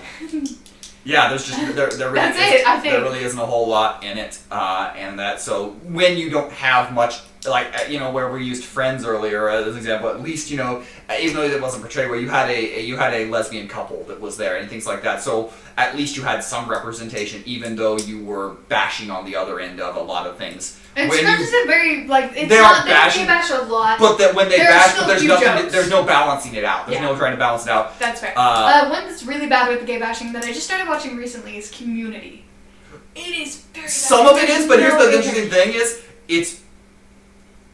I think I'd be fine if it all came from one source, because Pierce does a lot, and Pierce is he's supposed to be like that. And I'd be fine if it was just from that one source, but all of them take turns making, especially the first 3 seasons I noticed, they all take turns making gay bashing jokes. Mm-hmm. I'm interested to see which, like I said, because the guy who plays the dean, and the dean, they're very open and very a lot. They try to do that. Not only a lot of it's a joke, but a lot of those sort of things. He wrote, he first of all, he's an Academy Award-winning screenplay artist for I blanked on the name. It's the George Clooney movie with Shailene Woodley. I can't think of the name of it off the top of my head, but he's in it. But yeah, a lot of it. Community is an interesting one because you just have a lot of people. You're trying to hit the audience, trying to hit, and the guy who the creator is the same guy who created Rick and Morty. So that's kind of the audience and the kind of thing he's trying to do a lot of the time. They're trying to be like to that nerd group, and so I playing that. But who wrote most of the 3 seasons are the Russo brothers. The Russo brothers worked with them. The guy who played the dean, wrote a lot of episodes. So it's a show that. I said I'll have to rewatch a lot of it. I've never really noticed a lot of the sort of things, so that's one of the things. But also from my perspective on it, but there aren't really a lot of representation in characters though, so that would be where it wouldn't. Again, that balance wouldn't. That's what I meant. It's like it balances out even less than Scrubs, I think, because there's more. All right, we Shuri's have. question. Shuri has not gotten it there, but we have Red1977 in the chat that says there was one gay nurse in Scrubs. Who was it? I've been trying to sit here trying to rack it as I thought that, and I don't remember the gay nurse, but it's been a while. I just rewatched it recently, but I don't remember the gay nurse. Was it male or female?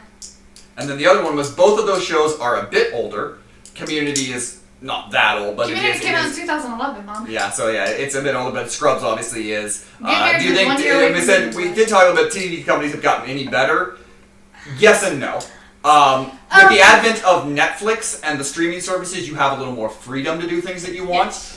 For example, like Sex Education, for example, shows a lot of, you have a lot of gay characters on both sides. I think comedies have gotten better because there's less gay bashing and there's more representation.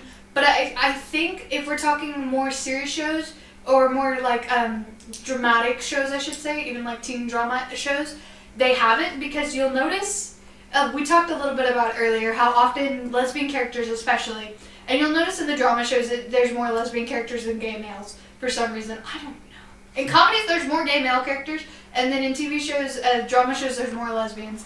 And it's a weird trope that I've noticed, but you'll notice that the lesbian often ends up very unhappy at the end, or she dies. And this happens a lot, and I can name several shows in which it has.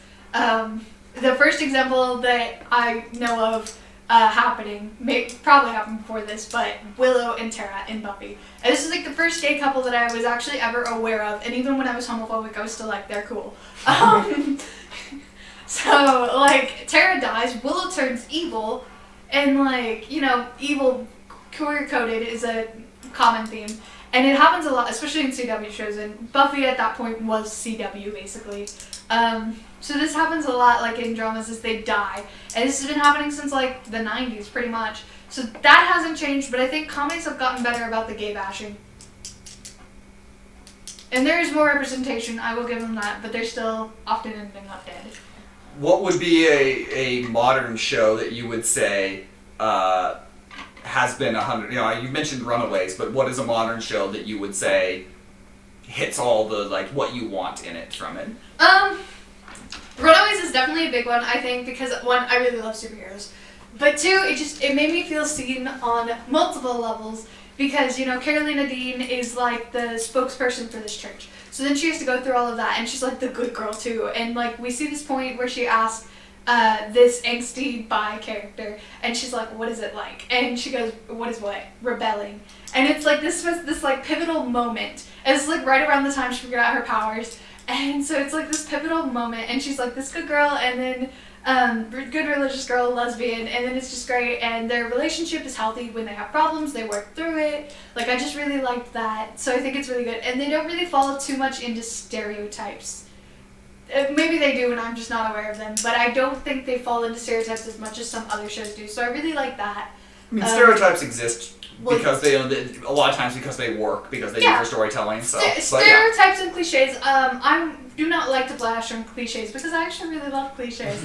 But some of the more harmful stereotypes are what you see more when it comes to gay characters in TV shows. And so that's what I mean when I say they don't really hit on a lot of the stereotypes. is because they're not hitting on the harmful ones, like how we talked about the Butch character in Orange Is the New Black being big and aggressive and crass and very sexual and like just mean. So I mean, they don't really hit on the like harmful stereotypes. I'm trying to think. There's probably other shows. I'm trying to think of what I've been watching recently. Winona Earp is pretty good, I think, in the lesbian representation. It's a side character, yes, but it's like one of the main side characters. It's not like one who's in an episode every now and then. She's in every single episode. And their relationship is really healthy. And we actually get to see like her whole coming out journey, which is pretty much all you see when it comes to gay characters, is a coming out journey. But it's a big part of everyone's story, so I get why they're still doing the, have to figure out the small town homophobic angst stuff. But yeah, so I think Runaways and Winona Earp is pretty good. One Day at a Time, fantastic on representation. I was wondering if you were going to get to that. I was trying to think of what I've been watching. Have you watched season 2 of Sex Education?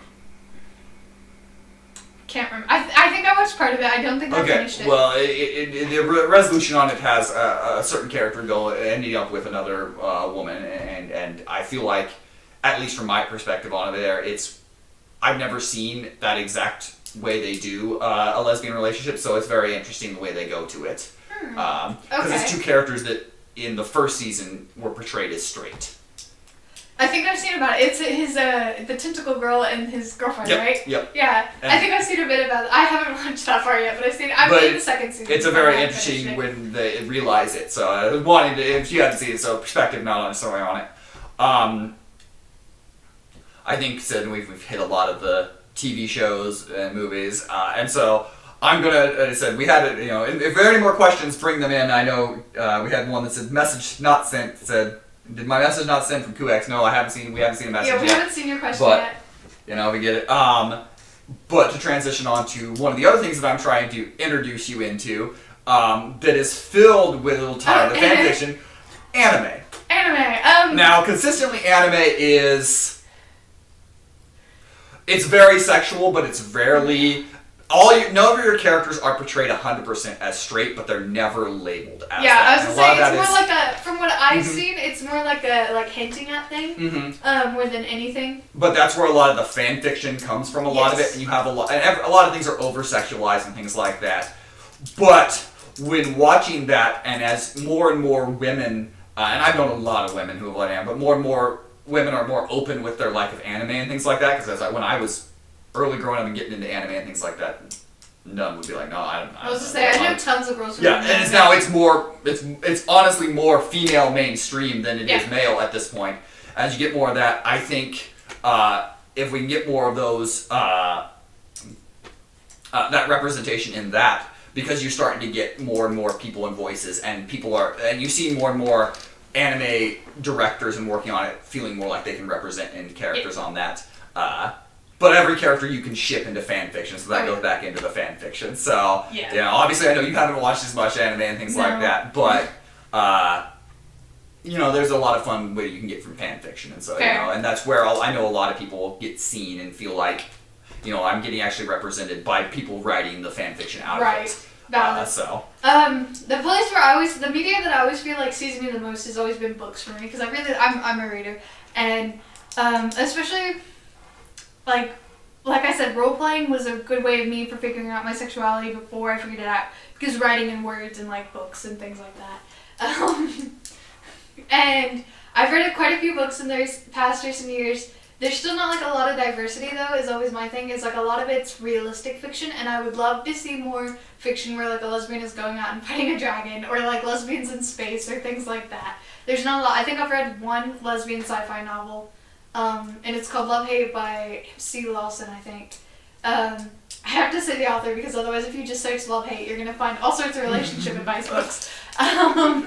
And it's a really interesting sci-fi novel. It's like a sci-fi fantasy thing, and it's like in the future Earth gets attacked by these aliens that bring in these like monsters to attack us that are kind of like kaiju basically. And so the aliens come and they breed with humans, and in doing so, not the monsters, but different aliens that are okay. So there's an alien race that brought the monsters to destroy us. the alien race, some of them don't like that they wanted to destroy us, so they breed with the humans, and they, there's like a type of superheroes basically called empaths, which they're just people who feel one emotion very strongly, and they use that emotion to fight the monsters. And so it's all about the love story of one person whose emotion is supposed to be love, even though she's never felt love. You know, she doesn't remember any of her family, and she like kind of develops this crush on one of the other empaths before she realizes that's what she is. Or they're called aspects, not empaths. One of the other aspects whose emotion is hate. So then they have to navigate that, and like, would it make her weaker? Would it make her stronger? And like, that's the only lesbian sci-fi book I've ever read, and it is fantastic in my opinion. Yeah, I can't think of a lot, and I've read a bunch of sci-fi that there isn't as much, even though there is a lot of hinted at, but I can't think of one where it's like definite. Yeah, it's the only one where it's like ever explicit that I've ever read. It's mostly just realistic fiction when it comes to gay characters. So we've got our question here. Oh. And I'll try to read it. I don't think you guys know / like anything about K-pop, but K-pop is my favorite music genre. A popular thing in K-pop culture is fan service, and it goes for boy groups and girl groups, but actually being LGBT+ is still looked down upon in Korean culture. So there's only one current out-of-the-closet gay K-pop idol. He gets a lot of hate, but everyone continues to ship K-pop group members with each other. Wouldn't that be deemed inappropriate? Like to harass someone who is actually out of the closet, but push your opinion on idols whose sexualities aren't disclosed? I'm not that big of a fan of real person shipping anyways, because it's just kind of weird in my opinion. It can make their friendships weird, I think. Mm-hmm. Yeah, it'd be like if you walked up to your friends and you were like, oh my gosh, I just had this dream about you two having sex. Like, that's weird. So I'm not a big fan of that to begin with, but I think that's definitely not cool to be like, oh, I would love it if this person was gay, but fuck this dude for being gay. I don't think that's great, in my opinion. I think anyone pushing anything on somebody, off camera we were discussing and talking about things that, people have to go through their own walk and discovery in life. And it's, when you are famous and when you are big and you are, in front of cameras, in front of things and performing, you're going to get people wanting you to be one thing or another and things like that. And I think it's better to just let them be whoever they're going to be. Which makes, when, certain, when actors or when musicians either come out or just you get to see their lives and things like that, and they can come out on their own time or what they want to, that's important to see. Yes. Because, a lot of different people, you would suspect, oh, that person's probably gay, or that person, most people suspected that Ellen DeGeneres was gay even before a lot of it, but, like, she came out at her own time, type of thing like that when she wanted to. Being able to come out on your own time, even if people already know, it is so nice. Like I said, I kind of got pushed out of the closet, so I didn't get to come out on my own time, which kind of sucked for me. And thankfully, my parents are super accepting. But like, it would have been nice had I been able to fully figure myself out before, having to reveal that part of myself that I wasn't 100% okay with yet. Mm-hmm. And especially when a lot of people come out younger, when they do, you're still figuring yourself out. Yeah. I didn't have to come out in any way. I knew myself, I knew myself and things like that. But even in that aspect, you're still figuring yourself out. You're still understanding yourself. Yeah. So anyway, on my perspective is I wouldn't ship anybody that's real. Like, I have no problem joking and having fun and being like, oh, it wouldn't be cool. But like, there's a line, and we have to make sure we're not crossing lines when we're doing things. Yeah, like Sean, we've talked about it before. Sean has written fan fiction about me, but it's like a joke, and it's something that I find amusing, and it's something that I encourage, and it's something that we just joke around with. He's not like seriously going up and being like, oh, here's what I could say, here's what you should do. You tell me that all the time. But he's not like seriously like going around being like, oh, I legit, blah, blah, blah. Like, he's not creepy about it, basically. Which I think when you get into real person shipping and writing fanfiction about real people, it does get kind of creepy. Which was the fanfiction that was written about, that had the movie, was it After? That was based on the real people? Oh, Harry Styles, That's what I thought, yeah. I think... And that one especially gets weird because when it was written, he was like 16. And it was like written by like a middle-aged lady. I mean, power to you writing. It's weird that got published and things, but I mean, power to he was meant to be. I just think it's weird because I didn't read it because I'm not a One Direction fan. But I just think it's weird that one, Harry Styles was 16 when she wrote this fan fiction. he was 16 and he's meant to seem as kind of like predatory like he stalks her and he's just creepy and he's supposed to be like kind of like dangerous and mysterious and just kind of predatory, which the fact that you're imagining a 16-year-old is that is especially like, and that is what you were wanting a 16-year-old to do to you. Ugh. Here's a comment again. We're just Kuhex on this. I was gonna ask about being outed too. I was outed by someone who I thought was my friend, so that was taken away from me, which was obviously the worst thing in the world. And yeah, again, as somebody who never has to come out about anything or things like that, I'm just me. But even in that aspect, decisions or things that you want to tell people or that are you and you want to share that are taken away from you sucks. So I can only imagine at that level would be just yes. It is terrifying. Like, even though I knew my dad was going to accept me when my brother did it in an insulting way too, because my dad and I were talking about LGBT characters in media. And we were just talking, because I think we were talking about Star Trek specifically, and Sulu. And my brother comes out, and this was when I was 16, so this is of course after Into Darkness, but we're still talking about LGBT characters in media and like Sulu and things like that. And my brother comes out, and he listens to a little bit of our conversation. I don't remember what we said that prompted this, but he said something along the lines of, "Oh, you mean people like Christina?" And he said it in this like mean tone. And my dad was like, "Well, what do you mean?" And my brother was like, "Oh, she's gay." And like he said it like it was supposed to be a bad thing. And so especially that, and the fact that it wasn't just like on and offhanded, "Oh, Christina's gay, oh shit, I shouldn't have said that." It was specifically like he was trying to hurt me. So it was like a very terrifying moment. And even like recently, like I've been out to my parents for nearly 3 years, as I've said, but I don't, like on Facebook, I don't really say a lot about being gay because I have like my relatives on there from Texas and like Western Kansas. And like, I'm not necessarily hiding it. They can infer what they want, but I'm not going to go out and be like, "Hey, my super Catholic grandma, let me tell ya." And so they came up for my graduation in May, and my mom forgot that I wasn't out to my aunt. And so she mentioned something about, I had a girlfriend at the time, so she mentioned something about my girlfriend. And my aunt was like, "Oh, Christina's gay." And she was like, "Oh yeah, I thought you knew." And I wasn't around for any of this. So then later my mom tells me, and I've been out to my parents for like 2 years at this point. And so later my mom tells me, and she's like, "Oh, by the way, I told Tia, your aunt, that you were gay." And I was like it freaked me out. Because it was all of a sudden, I was like, "Oh my god, they're all about to disown me at my own graduation." And it was terrifying, even though I'd been out for like years and I'm comfortable with who I am. It is like, it's just not a fun experience. Yeah, that's something that I will never experience. So, that's a fear that I will never feel. So, I just have to relate and be like, yeah, that sounds like that sucks. Yeah, it really does. Your mother has come into the chat and has said, to responding as you were talking, "'Cause he's a dick." That backfired on him, didn't it? Yeah. So, you got some mom support in the chat, so. Woohoo! Yeah, my brother is a dick. Alright,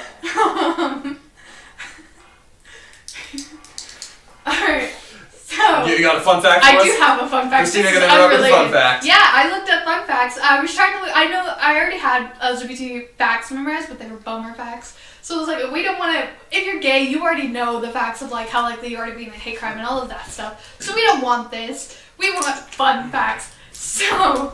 My fun fact of them right now is a stripper named Shelly Bowman lost her leg in a freak confetti cannon accident. They didn't tell me what decade this was. I think it was like the 60s or 70s. I'm not entirely sure. But a stripper lost her leg in a freak confetti cannon accident, sued, and used the money to open Seattle's first gay bar, which she named Shelly's Leg. Okay, that's fantastic. So that's my fun fact. It's a good fun fact. Thank you. I mean, we've covered a lot of media in this bit and hyped on it. And as I said, we've talked about Marvel, Star Wars, and all those sort of things on TV shows. If you could pick one of them, would it be Marvel or DC or one of those? Or would you like it in some other franchise to see like a lead? A lead? I want to see Marvel just because they don't. DC, in my opinion, does better with their minority characters than Marvel does, especially when it comes to like TV shows or the big screen. Like Marvel tends to focus more on like Captain America, which I get, but like DC also tries to give focus to their other versions as well as just Superman. They try and give focus to like Supergirl or Batwoman or things like that. And like in my opinion, they just do better with their female characters and their gay characters. So I would love to see Marvel give more of a chance for that. And I would love to see that. I feel like if we're going to get a gay character first, though, on the big screen, not even on the silver screen, on the big screen, it is probably going to be Wonder Woman is bi. And there was talk after the first Wonder Woman movie came out that the second one was going to feature her with a female romance interest because Wonder Woman is bi, and Gal Gadot really wanted to see that on the screen. And then the second one, they're bringing back Chris Pine, so I'm not sure if that's still the plan or how they're going to do that. I'm still kind of hoping. I think a lot of that was rumors more than anything else and things like Gal that. Gadot did specifically say, like, She Patty did say- Jenkins and Gal Gadot were like, oh yeah. We would like to maybe do that, and then they both backed both those statements up and gone, nah, we're not as much. So I guess it's one of those that's very interesting. I don't know how much on that. But I'm hoping. I could definitely see them doing that. Because Wonder Woman is bi, and you know what? I want to see Wonder Woman be bi on the big screen. She's got her romance with Steve Trevor, now give her a female love interest. I think I would have, personally would have loved to have seen, and now we're not going to get it, but I would have loved to seen them make Black Widow gay. Oh, yeah, for sure. Simply from the fact that Jeremy Renner made all those terrible statements about Black Widow's a slut and all those things. Yeah. Going through the Avengers team in the Age of Ultron press tour and things like that. And I would have loved if they just would have gone and been like, alright, fine. Yeah, that would have been nice. We're not gonna get that, but yeah, that would have been cool. No, they made her a monster fucker instead. I know. Like, they would never, they wouldn't have said, at this point, they weren't interested in a Black Widow pick. Do you think they'd really allow a gay character? No, probably not. But I would have, that's my headcanon I would have loved to have seen. Yeah, that's fair. Like that. I would love to see if they would actually, confirm just Captain Marvel being gay. Mm-hmm. Even if it's just a small scene, as long as it's not overhyped, even if it's just a small scene in, like, the next Avengers movie where she's like, yeah, I gotta get back to my wife. And like the thing about that though that I always see is when someone says something like that, you always have a bunch of people being like, oh, well that'll take away from the storyline, or why do we gotta focus on her being gay? Why can't we just focus on the storyline? Captain America, we're not focusing on the storyline between him and Peggy Carter, but he still gets his romance, so why can't a gay character get her romance? What if in that scenario if they did the whole same sort of thing with Captain America with that is because obviously Captain Marvel's love interest is going to have aged quite a bit since that. Because Captain Marvel does not seem to have aged. Yeah, and different on that. That she gets, that she would have gotten something along those lines. That wouldn't have taken away from the story. So yeah, that's that could have been easily something along they could do. And no, anyone that says it will take away from the story, you're just being humble. has never A, written a screenplay, and B, has no idea how stories work. Yeah, no. Or has never tried to read a screenplay written by Joss Whedon. Oh yeah, him and his all his feet things. Don't if you get a chance, honestly, I'd say don't. But his Wonder Woman screenplay is terrifying. It's awful. It's terrible. Terrifying. It's straight up bad. He talks about her feet so much. Like, why? Sir, what is your issue with Wonder Woman's feet? I'm so glad we got Patty Jenkins' version and not his. I remember watching Wonder Woman and then watching Justice League, and the first thing that I noticed out of that was like, why we went from a movie where we're focusing always Wonder Woman from up top and things like that, and why were all the shots of Wonder Woman ass looking and looking up at her at like the shots changed, and I was like, I haven't seen Justice League and I'm not sure I want to. I mean, for fun, ridiculous awfulness, it's bad, but there's actually a fun bad to it, but and it's easy to make fun of. I do remember this one thing that came out afterwards with Josh Whedon where he was like, they were talking, specifically Gal Gadot and, what's his name? Flash, the actor. Oh, the guy that punched a fan recently. Okay, I didn't know that. He was a price of being a wallflower. Yeah, I know exactly what you're talking about. He's the gender non-conforming dude. He attacked a fan recently. Oh, my love for him is less. I can't think of his name off the top of my head. I can't either. I can't remember it right now. I'll think of it later, and then I'll tweet it at like 2 a.m. and I'll be like, that was his name. So yeah, he and Gal Gadot. There's a scene where the Flash falls onto Wonder Woman's boobs, and it's like that cliche scene, which is so unnecessary. Joss Whedon's done it in every one of his movies. I know, and it's so unnecessary in every single one. But it was that, and like they didn't know about it until after the movie came out because they didn't want to do it. So what he did is he got stunt doubles to do it, and that's what he did that scene with. and he did not tell them about it, so they didn't know about it till later. And like hearing that, you're just like, oh, that I don't like that scene. I don't like scenes like that to begin with because it's so unnecessary. But then that's just sketchy. Yeah. Lovely.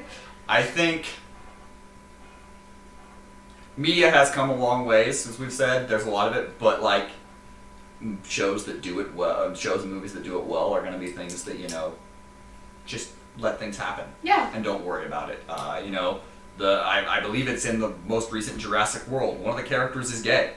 One of the ladies, she's the nurse. I'm pretty sure they said in there, and it's just barely mentioned on it. We don't see any hype around it, things like that. She's just a character. The movie's a mess and not a particularly good movie, but like, you know, again, it's like it's not hyped up. It's not there. It's just a normal human living a normal human life. Booksmart. I never saw the gay parts of that movie get hyped up. I hyped them up because I was like, fuck yeah, we're finally getting a lesbian teen comedy movie, and like that is what I've been wanting because all lesbian movies are period pieces, or even the modern ones. Even period pieces are definitely sad, but even the modern ones, they're just sad. And I'm tired of being sad all the time. When I see someone like me, I don't want to look at a screen and be like, oh, this is, according to me, this is what my life is going to be, is just sad. Like, I want to see the fun parts, you know? Like, straight people get all these action and these comedies, and like, I want stuff like that too. So I was really hyped the fact that there was a lesbian character in Booksmart, and she was a main character in Booksmart. And you know what? Just, I love that entire movie for so many reasons. Like, Gigi's whole character, she's not the gay character if you haven't watched it, but Gigi's whole character is hilarious. She's like crazy, legitimately, and it is so fun to watch. It is very well made, very well done. And it's sad that it didn't get the hype because I wish it would have. Yeah, I wish it would have been more popular. I mean, because I would have loved to see. You see in media, use something that's called blanks of this generation. You know, this was supposed to be this generation's Superbad, you know, or this next Superbad, you know, Superbad but with women. But it's so much better than Superbad ever was. I've never seen Superbad, so I cannot comment. You know, like. But I just love. One, the gay character, I can't remember her name right now. I forgot her name. I think it's Amy. I think it's Amy. I watched it recently. I believe it's Amy. It may not be. I don't remember. But the gay character, she's kind of like useless when it comes to flirting, which is a mood. And honestly, like I'm bad at flirting, and I can't tell when people are flirting with me. But it got us the line where she's trying to figure out if the girl she's into is gay. And it's just kind of a mood. It's like she's trying to figure out if the girl she's into is gay. So they're talking about things. And she's going on a mission, not really a mission trip, but she's going to Africa to make tampons for women there. And the girl she's talking to is like, yeah, you're going to Uganda, right? And she's like, no, they would kill me in Uganda. They don't like gay people there. And she's like, would you be afraid to go to Uganda? Like, trying to figure out if she's gay in like the most useless manner possible. And I just love that. That leads to a good question, I think. You know, how hard was it early on trying to figure out who was straight, who was gay, and when you were into somebody who maybe wasn't? So hard. Like, I still struggle with that. I'm like if I get crushes, like obviously right now I'm in a relationship, so that's not a problem right now. But like beforehand I'd be like, oof, is this girl gay? Is she into me? Is she just being nice? Or worst part, in my opinion, is like, I'm being nice to this girl, and like realizing later on, you're like, oh shit, I've got a crush on this girl. How do I change my behavior so that she doesn't think I'm being a predatory lesbian?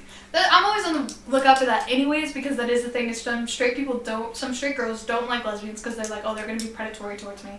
And like, so I'm always on the lookout for that. And I like to be nice to people and I like to compliment, but that is something you have to be careful of, I think. I like to compliment people. It's always something that I'm kind of worried about. But one of the first lesbians I ever met was dating a 13-year-old girl, and she was 26. No. So, yes, no. I understand the cliche, because that's something I saw there immediately. And so your first impression, think of me from all of it, the first impression of that, of, what? Yikes. So. Well, I would never do that. I'm not a predatory lesbian. I try hard to stay away from that. But yeah, it was like really hard when I was like first figuring things out. And I think one of the helpful parts for me though is I mostly only date, like when I was younger in like 7th grade, when all of my friends were starting and dating boys, and I wasn't into boys. But I was like, you know, I saw them getting hurt and I was like, I need to do something to stop that. So I'm only going to date people that I'm friends with first. So that's helpful because then I know that they're gay. I'm kind of stuck with that. But Like, it was very hard, like, especially at first because it was hard for me to figure out when I started realizing, oh, I might be gay, and then I was like, oh, I think, I'd look back on my relationships from when I was younger, like my friendships, and I'd be like, oh, I'm pretty sure I had a crush on that girl. And, like, it's more like a retrospective thing, and I'm looking back, and I'm like, oh, yeah, I was definitely into her. Nowadays, it's easier to tell who I'm into sometimes. No, it's pretty easy. Leave me alone. I meant for me, not you. Leave me fair. alone. Yes. I'm apparently very obvious when I have a crush on... That doesn't count because I tell you when I have a crush on a girl. This is before. You have signs. What are my signs when I'm into a girl? I want to know. Hold on. You're just very obviously flirty. Oh. Now, Wait, okay, that doesn't count. That's what we're talking about. It's different from your I'm nice to everybody Okay. attitude. You have your obvious tells. Okay, because I was to say, like, especially at the movie theater, which is where Sean and I met, because we used to work in the movie theater together. Still do. It's open again. Kinda. Ish. Important. There's, like, been a time or two where I've had, like, a crush on someone that we worked with, and so I just compliment everyone at the movie theater, so nobody knows. You're just like, Yeah, Christina just loves everyone. yeah, I'm like, hey Sean, you're doing great. Hey Destiny, you're doing great. Hey whoever, you're doing great. I am the bassist is in the chat. Oh yay, it's Danny. First says that's a pedophile. Big yikes. Yep. And Yikes. then says, but hi, I have a question. Oh, please ask your question. I want to hear your question. We will definitely answer your question. But yeah, it was like, it definitely got easier. I think I still cannot tell sometimes. My gaydar is not great. No. I think, leave me alone. No, I mean, yeah, it'd be. I just, Yeah, no, I don't want to assume. Yeah. I don't like assuming because that was always a thing for me when I was younger. Is like, especially when I was still trying to figure out the way I wanted to present myself, especially like when I started dressing more masculine but still not completely, and like just like the shaved head, you know, dyed hair, piercing, very lesbian attire. But like I still wasn't completely comfortable with who I was. I was just trying to get more comfortable with the way I looked. And if someone like was like, "Oh, you're definitely gay. You just don't know it," Mm-hmm. that always freaked me out, and I hated when people would say that shit. Like that would freak me out. So I don't like to assume. Mm-hmm. So it can be hard for me to tell. But yeah, I also just don't want to assume that someone's gay. And it's also hard when you have a crush on a girl. It's like, is she gay or do I want her to be gay? That makes sense. Yeah. I mean, on the assuming things, I think that's why so many people should understand why people put pronouns in their bios now and things Yes. like that, because you don't have to assume something. Yeah. You'll know. Still hard for me because I'm an old white dude that doesn't know how to do things. but yeah, assuming anything is hard. You don't know any. There is a level of rudeness to assume that I don't think people realized for decades that hey, that person's going through stuff, and maybe we should be kind to understanding what they're going through and not try to force something on them. All right, the question here. Okay, so how hard is it to deal with other lesbians that are aro/acephobic or transphobic? Okay, so that's actually a common thing. Is there are a lot of lesbians, especially who are aphobic, just because it's not very understood, I think. And then there's, of course, lesbians who are transphobic, which doesn't make sense to me at all. Like, I just never understood that, because you go through your life, you've probably had slurs thrown at you, you have had trouble accepting yourself, being accepted by others, and then you are going to go turn around and throw that on someone else. And I think, I've just never understood that, for one, but I also think it shows like a level of privilege. Like, you're probably, if you're doing that, you're probably white, not necessarily, but you're probably white, you're probably more likely to be accepted, you're probably straight passing, and you probably have a very loving family where just not everybody does. But I've just never understood, you have gone through, to an extent, what these people are going through, and then you're going to go around and tell them that their identities are not valid, which you possibly had told to you. More than likely you have, especially if you've grown up in like a small town in the South or the Midwest like I have. So I've never understood that, and I don't get people who are like that. That doesn't make sense to me. Especially because the LGBT community was built on the backs of trans lesbians, or trans women of color especially. And, like, to just try and throw them away like that, it just doesn't make sense to me. But Just love everyone. yeah, just accept everyone, try and be nice to all people. You know, You don't try like to it when walk someone's a dick try to to walk you. a mile in their shoes, because then you'll be a mile away from them and you'll have their shoes. And you'll have their shoes. I mean, probably shouldn't advocate stealing people's shoes, but, you know. But no, I mean, it's important to just try to understand people. Yes. You may not get it. It may be something you're like, I don't understand it, but it doesn't mean you have to hate them. No. It means just, hey, I accept you for who you are. Listen, Let's. I'm not straight, but I'm not about to shame Sean for it. I know you should, though. I I mean, I should. deserve shame. How dare you? How dare I be so straight? How dare you?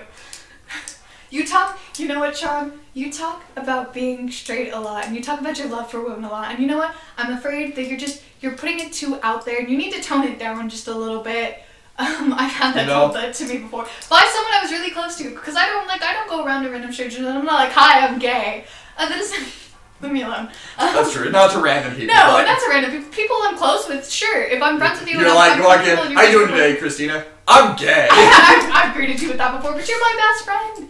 And, like, there was this girl that I used to be really close to. She used to be my best friend, and we're not best friends anymore for several reasons. But, we used to be best friends, and then, like, so, of course, because I was comfortable with her, she was one of the first people I came out to, and when I would have issues with girls or whatever, I'd talk to her, and I'd make jokes about being gay, and I was comfortable being myself around her. And then I remember one time, she was living with me for a period of time, and she apparently told my parents that I needed to tone down being gay. And that I talked about it too much, and I need to learn to tone it down. And there is such a sense of betrayal there, because I was really close to her. Anyways. Don't tell someone ever to tone down being themselves. If they're themselves around you, that means they're comfortable with you. Like, I mean, there's not a bad I guess thing. there's a phrase like, "Hey, could you tone down the axe murdering?" But I think, Yeah. but that also, at that point, but like, not to I equate. also probably wouldn't tell them that, because then I'm going to get axe murdered. Fair, but like this, if someone is comfortable being themselves around you, then and you aren't tell them you aren't being a something friend, or you don't like them if they're being like that way. Yeah. You're like, either like if they're that's your problem. That's not their problem. yes. If they are comfortable being themselves around you, they're going to go around making a lot of jokes, because I can guarantee you most gay people are not going to act super, like they're not going to be up and doing like in-your-face gay to people they don't know, because they don't know how violent or how homophobic they are. And like, I'm very obvious with my lesbianism. I'm a very butch lesbian. I wear shirts that say things like straight out of the closet, girls, girls, girls, things like that. Like, I don't try and hide who I am anymore.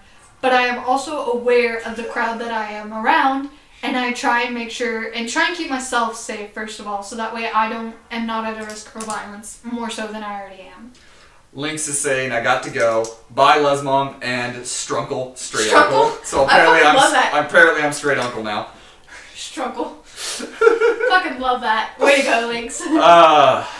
We stand Lynx. We do stand Lynx. When it comes to that sort of thing, obviously, you are, I said, you are very upfront with a lot of it and things like that. But even in those sort of things, I have, I've been around you when, somebody confuses you for a man, and you change the pitch of your voice to try to things like that. Yeah. How does it feel to get misidentified as different things? Whether it's gender, whether it's, somebody immediately assuming, oh, you're going to find a husband or something like that. How does that feel at this point? So if it's someone thinking I'm straight, it's not too big of a deal, because it means they're not trying to assume anything, which I appreciate. It only gets weird when they're like, it's not that they're assuming that I'm straight, it's that they're trying to insist that I'm straight. That's when it becomes like a thing where I'm just like, ooh, I'm uncomfortable here. I'm going to quiet down for a little bit and try and get out of this situation as fast as I can, because I don't know how quick it can turn violent or aggressive. And like with several people, it can turn violent and aggressive quickly, especially if you try and be like, oh, no, I'm definitely gay. And if they are in a position of power, like teachers or bosses or something, you definitely don't want to try and argue with that too much. But like when it's misidentifying my gender, it's just weird, And it makes me feel very uncomfortable because I'm like, yeah, I'm a girl. And I don't want to argue with it because, like, again, violence, and they could become violent, they could become mean, and out of the frame. Yep, I'm trying to get mine so it's not as there because it's getting dark on it. Yeah. So it's just weird, and I just try and, like, subtly, like Sean said, I change the pitch of my voice and I make it higher so that I could be like, yep, I'm definitely a girl. And for me, at least, I think it's better because I am cis. You know, I was born female, I identify as female, I dress masculine, I kind of appear masculine because it's what I'm comfortable with, but I identify as what I was born as. I can only imagine it's even worse for people who are trans. I've never had that experience because I'm not trans, but I can only imagine that it's that much more uncomfortable, and it's not that fun of an experience, especially because they insist, like, no matter how much I've corrected a few, but I don't correct often, or like other people correct, and like I'll raise the pitch of my voice, and then they just keep calling me young man or sir or whatever. Yeah, I've seen that several times. Yes. I think it's where, you know, obviously I think we judge too much as a culture on clothing, and we look at somebody's clothes and we're like, oh, that's who they are, you know. Yeah. You know, the kid, the kid's wearing pink, so therefore they're a girl, you know, Yeah. that sort of thing. We judge too much on clothing too often to determine what they are. And look, mistakes are going to happen. You're going to say the wrong thing, even if it's a mistake, you know, or if it slips out, you know, the amount of times, you know, at a job, I'll be cleaning the men's room, and somebody in there, we're in there, and the guy will be like, thanks, ma'am, or sorry, and like, it's just because they just, mind makes mistakes on things like, it's how we correct the mistakes. Yeah, there's been like these big burly men in my lines, and I'll accidentally call them ma'am, and I'll be like, is that all for you, ma'am? And I don't mean to, and it's like, it just slips, and I'm like, oh shit, that's wrong, I'm sorry. Yeah. Yeah. You know, but that comes from learning from mistakes, learning from things, and you know, everyone's going to make mistakes, everyone's going to say the wrong thing, do the wrong thing occasionally. It's what we do from them. Yes. So. Yeah. Sean gets it. Straight man that I trust right there. Strunkle. Strunkle. Oh! I love that. Do we need another fun fact? Yeah, go ahead and hit a fun fact. Okay. I got a couple questions Let me still, but find we can move to a fun Let fact. me find a fun fact. The writer of America the Beautiful, the song, was a lesbian. Fun fact! Yeah! I really should have had some music prepared, like just dun dun dun dun dun. Yeah! Yeah. Let's go, lesbians, let's go! Hell yeah. Okay. There. Lost my train of thought for half a second. Questions. Yeah, I did, and I was like, I had the questions zoned on, and my brain was like, ooh, off over here today. Obviously, as I said, we've had a little subject talking on video games, and you know, on a lot of those, and seeing them in the creative, and seeing actually it coming out actually on storytelling from it.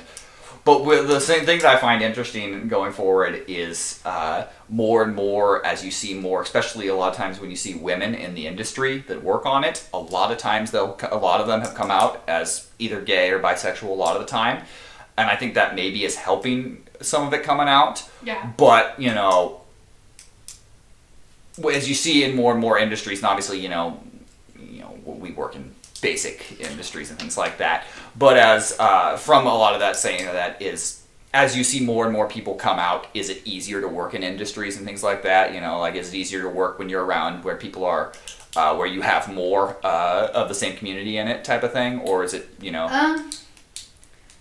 I think it's kind of nicer when you're working in an area where there's more gay people. There's not like a lot in either of my workplaces.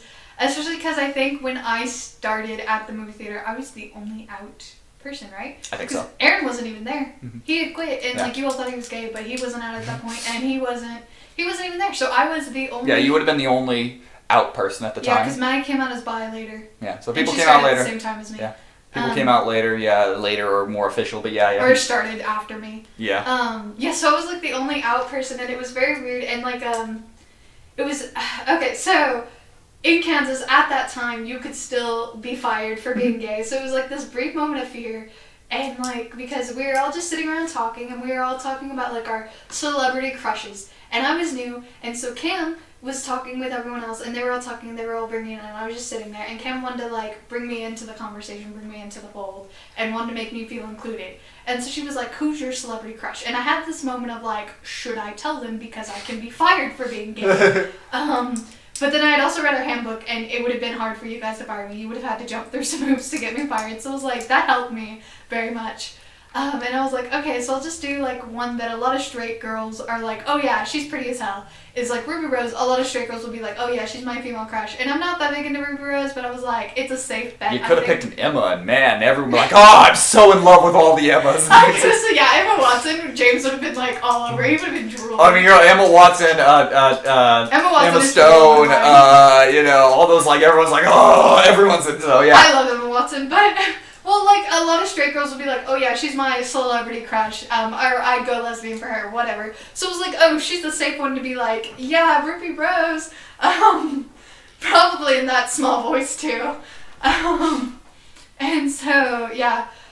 And thankfully, they were, like, accepting of it, and they just kind of, kept going with the conversation. It didn't, like, put a halt or anything, we just kept talking, which was nice.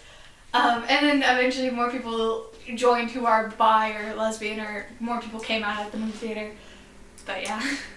And I think it was definitely helpful that just, like, Cam was very cool about it, and I think, because she was directing the conversation pretty much, so she was making sure that nobody was weird about it. I think James would have been maybe a bit weirder about it if she had given him the opportunity.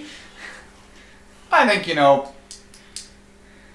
I didn't, when you started, I didn't know, The signs started to slowly appear, and I guess I'll tell the story when this is before Christy actually came out to me.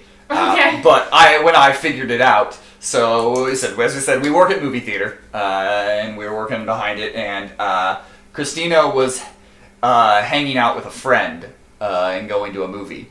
And she says to this day that wasn't a date. It wasn't, I can guarantee it.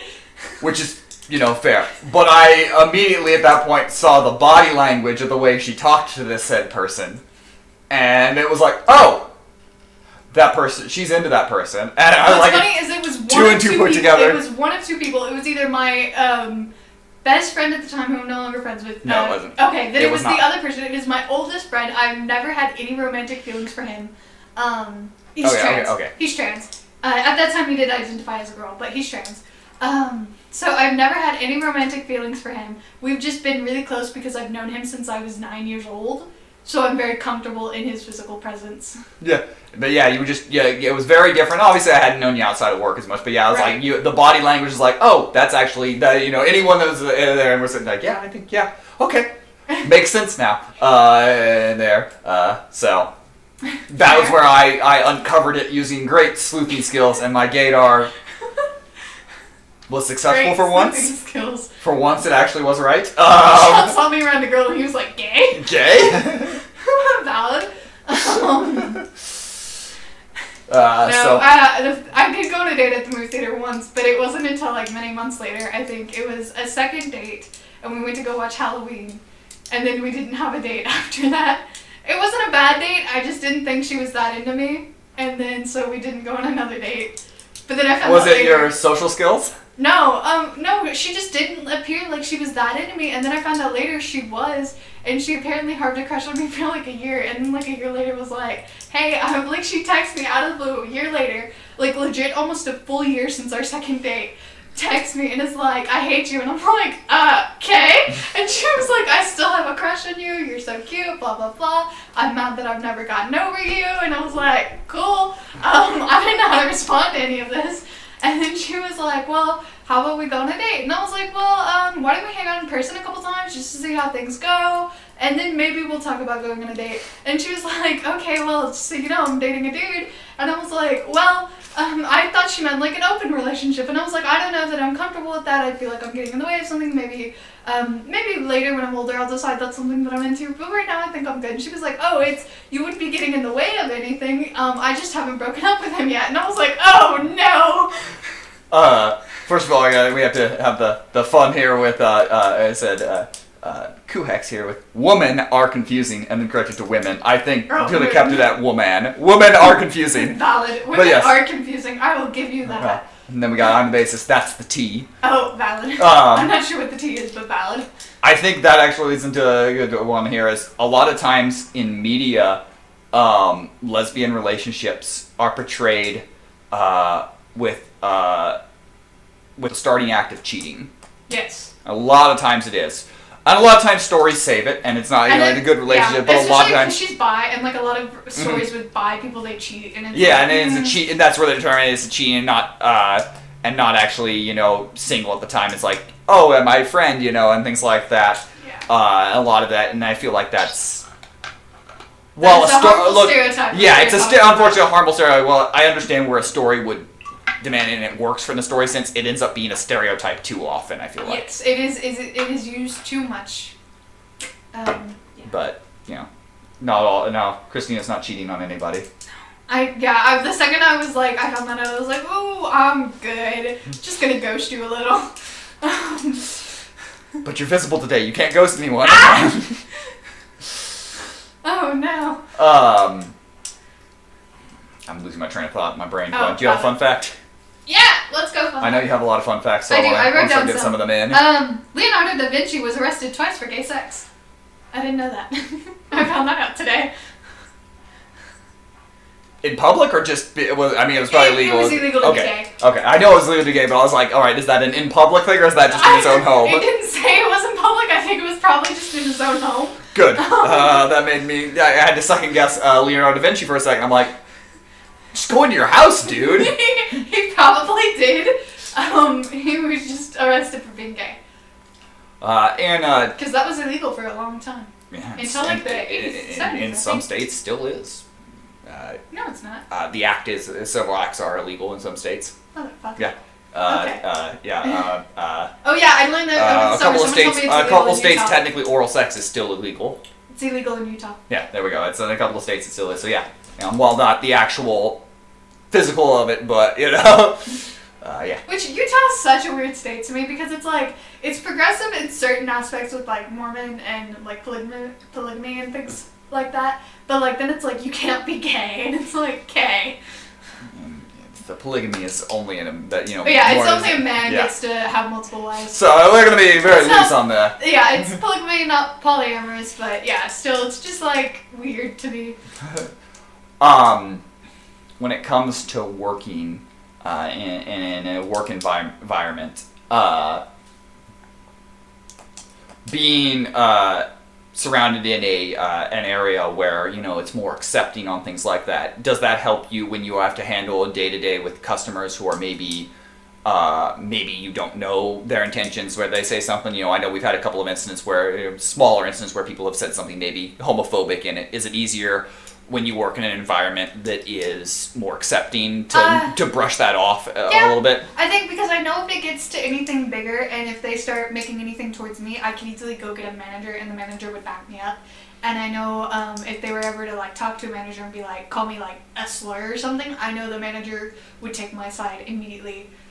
Because I know you guys and I know none of you are homophobic.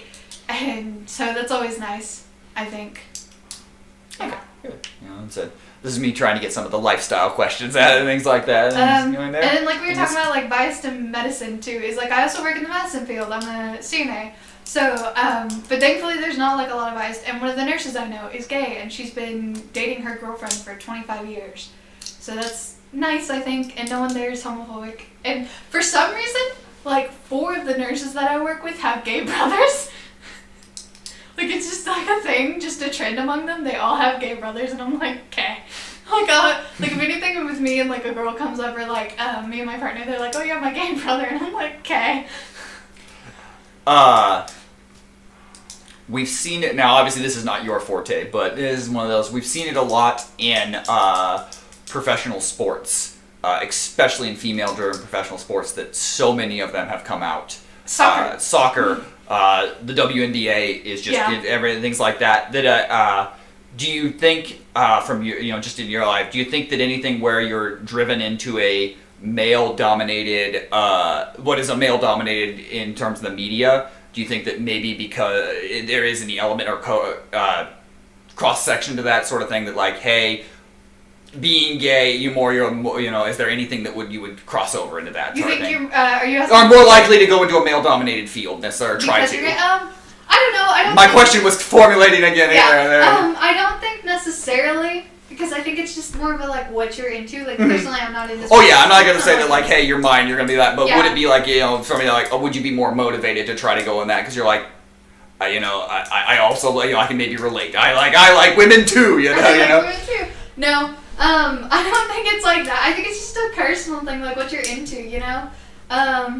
I don't think it really has anything to do with sexuality, especially because I think the way that men and women tend to portray their attraction to women are totally different. Mm-hmm. And the way that it's just portrayed often, and men, not all men of course, but like men tend, in my experience, tend to be more aggressive with their attraction towards women, and I've had some crass things said to me by some men, but I don't think any woman has ever said any crass things to me.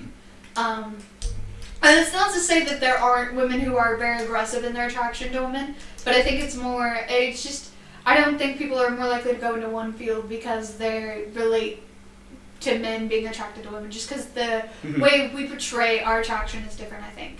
To be clear, as I was formulating this question and making sure, so if I get hate on the internet, it's whatever. This was something that I saw one day that somebody was trying to insinuate that's why that all the WNBA, that's why they try to play basketball is because they're gay. And I was like, so trying to formulate a question, I was like, that's a really weird thing to say.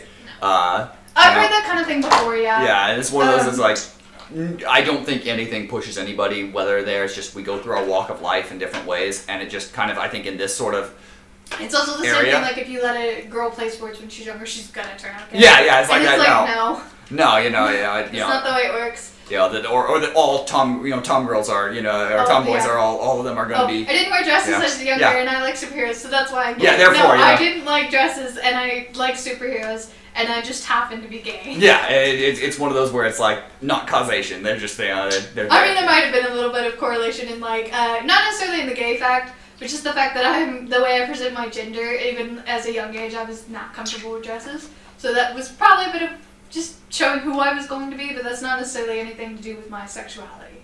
That's fair. It's interesting That's just the way I present my gender. Would you say, growing up in, it said you had more of a religious background and some of it, growing up in that, would you say that you've been able to use that to benefit you, or you say that is more of a hindrance towards you now in your life, that you had that experience from it? Oh, that I had that experience? Mm-hmm. I think it definitely helps me to see the eyes from certain other people and like to just understand. But I think just having my religion definitely in my coming out experience was more of a hindrance. And I'm not really religious anymore because I realized obviously my church taught me that being gay was not okay, and that like sin, all that stuff, and it was just horrible for me. And so I realized when I was starting to figure out that I was gay, part of my problem in accepting myself was my religion. So I thought, what if I just put my religion on the back burner for a little bit, and then I can come back to it when I'm more comfortable if I want to do that. And I've never really made my way back there, but I still kind of believe in God, and I still I just don't like organized religion because of what's happened, and I still do use Bible verses in my day-to-day life occasionally, but like I think in my coming out experience my religion was definitely more of a hindrance, and I think I might have been able to accept it easier had it not been for the religious factor. Fair. That's a fair answer on all that. Would you say we're getting serious, so you do not have to ask us serious questions. Oh yeah, they're gonna be goofy, silly questions. Like I'm dipping into everything that I have here on it. We So want this to be a fun stream, but of course, there's gonna be some serious questions. But yes, you've gotten me silly, goofy questions. Sadly. So you can ask me what my weirdest coming out experience was. I'll tell you that straight up. What was your weirdest coming out experience? So it was at the movie theater. I was there for like a couple weeks. Yeah, I was there for like a couple weeks. There was this other new girl. It was the Amanda who doesn't work there anymore. Okay. And she's very religious, and so we were cleaning the butter bar together, and it was like second week there or something, and she said something, and I was like, oh, I'm not into dudes, and she goes, you're gay? I thought you were Christian, and that just cracked me up. As if those They're two not can't exist. mutually exclusive, yeah, as but if those two can't exist. yeah. Just the way she said it, like she stopped wiping the counter, turned to me and was like, "You're gay? I thought you were Christian," and it just cracked me up. But I mean, I guess you could have, because of experiences through that, you're able to be like, yeah. Yeah. I mean, I'm not really Christian anymore, but they're not mutually exclusive. But you can understand from the perspective coming from it, and I think any walk of life that allows us to understand other people is helpful. At least that's the way I look at it. The Bible, especially the New Testament, preaches about a lot of kindness and accepting others. And I try and be kind, and I try and accept others.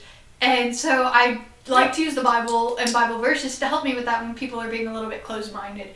Because Jesus especially, he wanted us to help each other, and he wanted us to do best for each other. So thank you, Reverend. Thank you. Sometimes you just need to be preached by a lesbian. Sometimes you do. Man, we've knocked off a lot of the major stuff. I think we've hit a lot of good stuff here tonight. Praise Jeebus! Going back on some of the comments there, going back to Utah, we got It's the Mormons, and then I'm allowed to say that I was raised Mormon, so. Okay. Alright. Who was that? Kuhex. Oh, okay. Yeah, I see that. So yeah, you got the truth on that. I think, because we have grown up and we live in a Midwestern, area, a lot of it, sometimes discussions like this aren't always easy to find. As you were figuring yourself out, were there any groups or anything like that helped you? No. I'm gonna be honest there. Yeah, no. There was a GSA at my high school, but I was very afraid to go to it. I wasn't accepting of myself, and even when I was identifying as bi and still dating a dude, I didn't feel comfortable going there. I mostly used writing and books and fan fiction and roleplay to help me figure myself out. And by the time I got to 15, 16, I had stopped a little on the roleplay, and it was more just fan fiction and writing and stuff like that helped me figure out and see that there was a community of people who felt as lost as I did. And so the internet was a helpful place for me. But in person, no, there were not any groups. There was a GSA at my school. There was not a P-Flag at that time. There's a P-Flag in this town now. But, no. So, no, not really. And I didn't really have anyone who was older and gay for me to look up to. Not that I knew of anyways. You didn't have your gay mentor to nice. Show you the way? No, I didn't have anyone who was old. There were some people on the internet who were I had a friend on the internet who was 23 when I was 16, and she would offer me advice and she'd be helpful, and I would go to her, but I didn't have anyone in person that I could ask for advice or anything. If you could go back and talk to yourself before coming out, what would you tell yourself? Oh my god. Okay, one, don't tell Caleb shit. That's my brother, don't tell him shit. But two, it's okay to figure things out. You don't have to be so afraid of who you are, because I was afraid, mostly. And the reason why I think it took me so long is, like I said, I had my first experience 7th, 8th grade, but then it took, 3 more years before I was willing to admit that I could maybe like girls. And because I was just so afraid of it. And so, if I could just tell myself that I didn't have to be afraid, and that there would be happiness for me down the line, and that there would be other people like me that I could relate to and talk to. That's probably just what I would tell myself if I went back into the past. You guys know I work at Dillon's, and for a big company you'd think they would hire accepting employees, but many people I work with are racist and homophobic. Do you think bigger corporations who preach shout exceptions should make sure their employees they hire are actually accepting? So here's the thing with that is big corporations like that is one, they're not going to give a crap. If they are preaching acceptance, most of the time it's going to be just for brownie points. I think we work for a smaller company, so I think that is if they knew that they were hiring less accepting employees, then that would be a part of an issue, especially because our one of our values at our company is family. Mm-hmm. And in my mind, family is about acceptance. Mm-hmm. And so I think that'd be more of a problem. But when big companies like Dillon's and Walmart, it's harder, one, for them to control, The hiring is mostly done by managers, so if the managers are bigoted, then they're going to hire bigoted people. But I mean, it's hard to be able to police something like that. yes. And especially in their age, and somebody could nail the interview process and be great, and they're a good worker, and then you're like, oh wow, you want to murder other human beings like that, or you don't think they deserve to exist, or these things. That's got to be harder. Yeah. Like we had a coworker. He was a good worker. He was a manager for a little bit, and from what I understand, he did well in the interview process to get in. And then he once told me that he thinks adoption agencies should be allowed to prevent gay people from adopting just because they are gay. So, love that. And that comes from, I think, a previous statement that I made, is that people are allowed to make mistakes. People are allowed to say things. It's what they learn from after they say those things. He did not learn from it. And I know he didn't, and that's the thing, He just kind of doubled down. It's hard to police. And I think the more I got to know him, the more comments that, like, at first he seemed fine, and, like, if he made comments, he would, like, kind of correct them and, like, be kind about it, and then, like, later, as I got to know him more, he just kind of got worse with the comments and did not want to correct and, like, double down. And I was like, "Okay, I think you're just backtracking. As we go down, you are no longer progressing as you grow older." I think from a management perspective that I have on it, on things, I would always want to listen, and if any employee is being hurt by somebody, whether it's even just by somebody say, I would want to talk to the other employee and be like, you might name names like, hey, you need to watch what you're saying. Hey, you need to do what you're saying. But that doesn't always come out to big companies, and a lot of companies are looking for the bottom line, and if they're making the money and they're getting it, they're going to turn the other way on a lot of things. But that goes, I think, even further back to our Disney conversation, is a lot of these want to shout out what they're doing and pat themselves on the back. Yeah, essentially, yeah. I think when it comes to, like, bigger companies, it's less on the CEOs, and the CEOs probably aren't that accepting to begin with, but it's less on the CEOs and more about the management staff, to, like, make sure that their their staff aren't getting treated poorly by other staff. And that's where being kind of in the Midwest and different areas where it isn't, and don't get me wrong, no matter where you are, you're going to find bigoted and hateful and homophobic and transphobic and just not good people, no matter what, that are going to be anywhere. Could be anywhere, unfortunately. You're going to find them. They exist. And it's just how, I think the biggest thing is, what is it, the Mr. Rogers quote for when bad things are happening, you look for the people who are helping. Yeah. And I'd say in those situations, you'd look at who is helping, who is the helper in that situation. When somebody says something or somebody's doing something, who is standing up against them? And that's what I would look for on that. Oh, my managers are awful. We don't stand. It says. Valid. And then Vane Kin says, "You are an amazing person, Chris." Thank you. So. Oh, you're so sweet.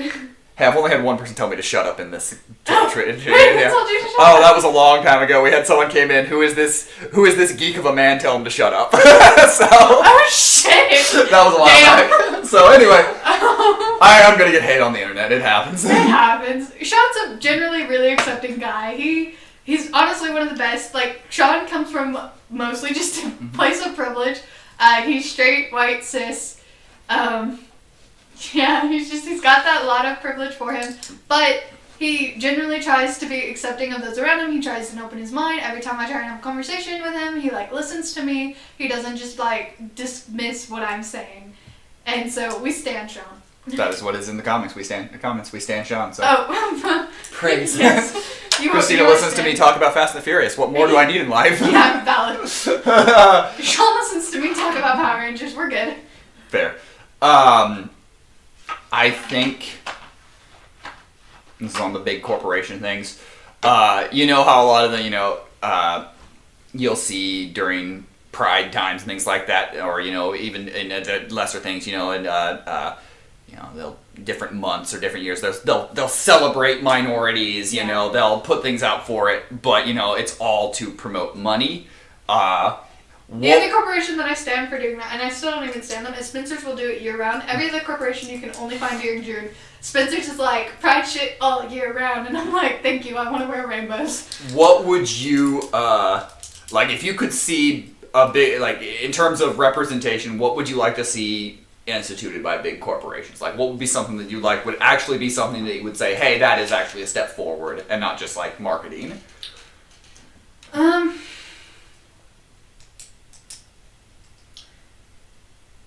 So I guess we'll go with the small steps first. For one, it would be like to be stricter on your rules with employees and getting harassed by other employees and like customers and things like that. But then two, or like one, the small step is just in commercials, because there's not a lot of gay people in commercials, and it's always made a big deal about when it is not the Campbell's commercial. Not necessarily by the company, but it's like it's not something you see a lot because a lot of people don't like it and companies are afraid of losing money.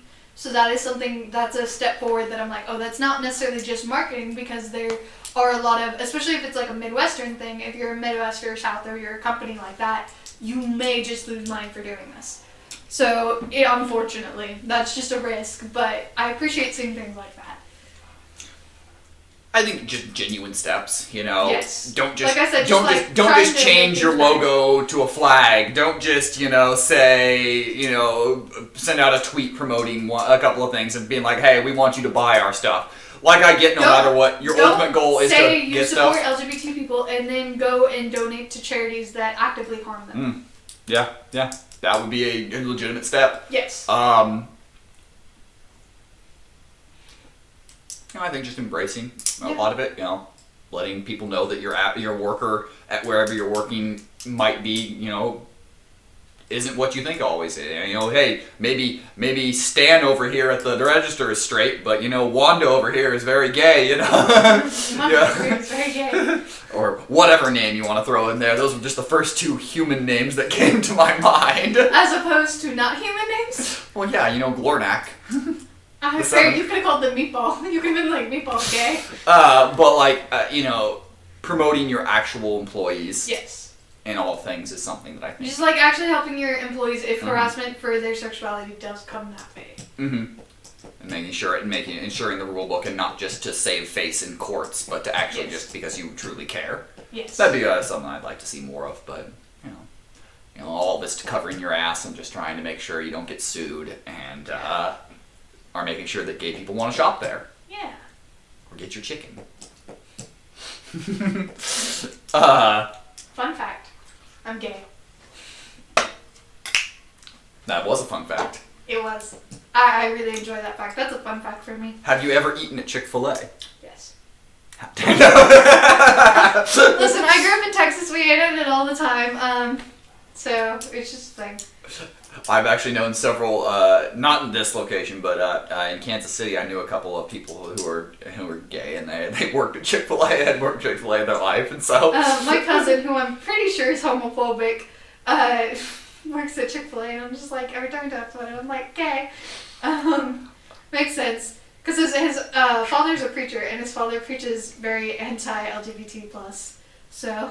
There are a lot of those. Yeah. There are a lot of those. They're turning the frogs gay, Christina. Good. Imagine the poem that you could have if Chick-fil-A was turning frogs gay. They're turning the frogs gay at Chick-fil-A. Oh my god. Oh, I should be in marketing. Anyway! Should be in marketing. Got another fun fact, or have you finished all your fun facts? I have not. I want to make sure you get through all your fun facts here tonight, Christina. Okay, so if one identical twin is gay, there's a 50% chance the other is too. That would make sense, because I assume there's something with brain makeup and something with how you see things and how you process things, so there's going to be similarities. I have 2 fun facts that I have not given yet.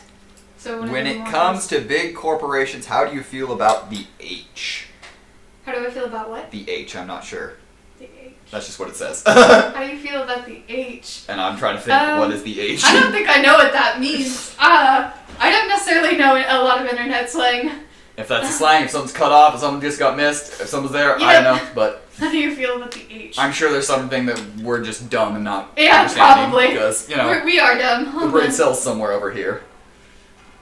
Yeah, who has a brain cell? Not us. So, one thing I have noticed, though, when it comes to, LGBT plus media, and this is more specifically towards books, is, if the author is straight, a lot of the characters, and white, straight and white I should say, a lot of the characters, even if they're writing a gay book, a lot of them will be straight or white or whatever. Just very like cookie cutter, like, because for them that's their normal and they're not expanding their horizons. But I've noticed that if the author is a person of color or gay or even just not neurotypical, there will be more characters like that. Like there will be autistic characters or gay characters or just characters of color, and it's not even like made a big deal of it. It's just there, and I've always enjoyed that. So I like to try and help authors who are gay or people of color because they will want to include more representation, but also we should help them. But like I've always noticed that is I have read books by like straight people who are trying to just have a gay character in there for the representation, and I've noticed how little representation there actually is in their book, and I've read books by gay people or people of color and noticed how much there is and how much it's not a big deal, it's just there, and I've always enjoyed that. That's why there's such a big move to try to get in writers' rooms more representation, because as someone who has written a lot in my life, a lot of bad screenplays, a lot of bad attempts at novels, a lot of bad stuff and things that I never will see the light of day, you write from what you know. And if you know something, it's easier to write. Yeah, it's easier to write with what you know. And so, more often than not, if you are going to be a white male, you're going to write more what you would know. And it's not even saying that you are bad for that, it's just that you are writing there. And that's why when you have a writer's room that fills checks as many boxes and has many things, you're going to have diverse and very different walks coming from things. Does it suck to have your interests or achievements constantly associated with your gender, sexual preferences? What do you mean? So like things that you're interested in because you're gay. Oh yeah, I hate that.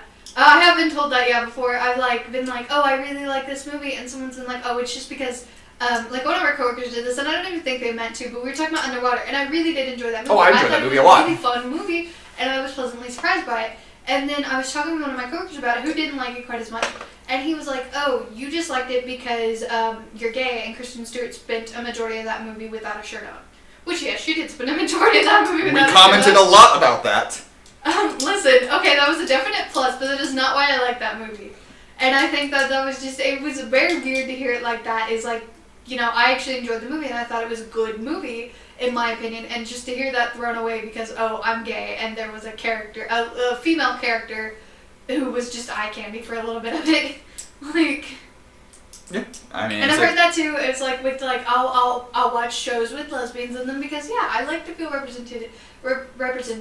And then sometimes it's not even that case. I just watch it and then I'll hear like, oh, you only like it because there's a lesbian character in it. No. If this show is bad and the representation is bad, I'm not gonna watch. Like I'll watch part of it and then I give up. I have not watched all of Orange Is the New Black. There are several shows, several movies with lesbian characters that I don't watch because they are bad representation and they're not good.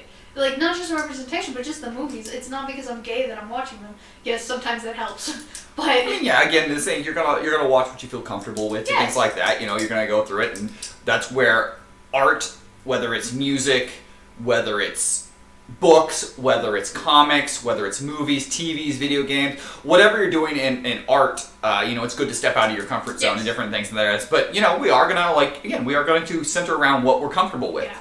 I don't like it when my interests get thrown away like that. Oh, yeah. It's just like, oh, it's just because you're gay that you like it. And it's like, no, that's not the case. But, whatever. I mean, because you're gay, you were really excited for Charlie's Angels, but because it's not because you're gay that you liked it, because it felt like a movie that you would like. Yeah. It says it qualifies for your personality. It's who you are. I like movies that are just fun and goofy. Yeah. Like movies don't have to be good to be good, in my opinion. And I was excited for that movie because I'm gay, and those three are very hot. But I actually enjoyed the movie because I enjoyed the movie, and it's a fun movie. And that's. It's just rude to have things thrown away. I like Captain Marvel not because I'm gay and Brie Larson is hot, though I am gay and Brie Larson is hot. I like the movie because these are two facts. They just don't have to coincide. They do not correlate necessarily, but I liked it because it was well thought out and it was just fun movie in my opinion, and I liked what it showed. It's not because I'm gay that I liked it. Captain Marvel still, I will claim, is the best anime adaptation we've ever seen. It follows the anime storyline to a T. Okay. And that's what I like, especially the shonen fighting coming into your power anime. So that's why I love it. It follows that storyline. Valid. But Yeah, I mean, anyone wouldn't like having their interests or anything they like taken Sean, away you because of who only they like are. Star Wars because you're a white man. That makes sense. Everything makes sense now. Why do I like Fast and the Furious? The later ones, though. The Rock. Damn it, he is.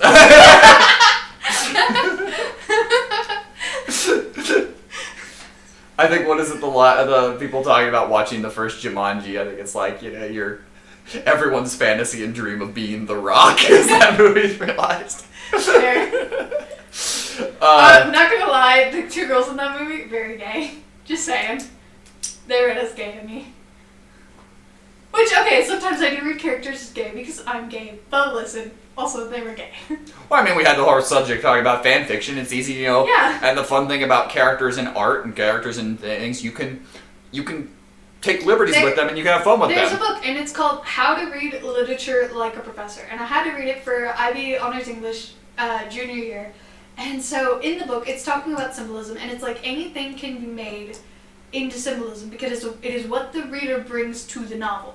Yes, the author might see this as one thing, but as a reader, you have your own unique experiences that are going to cultivate the way that you read this piece of work.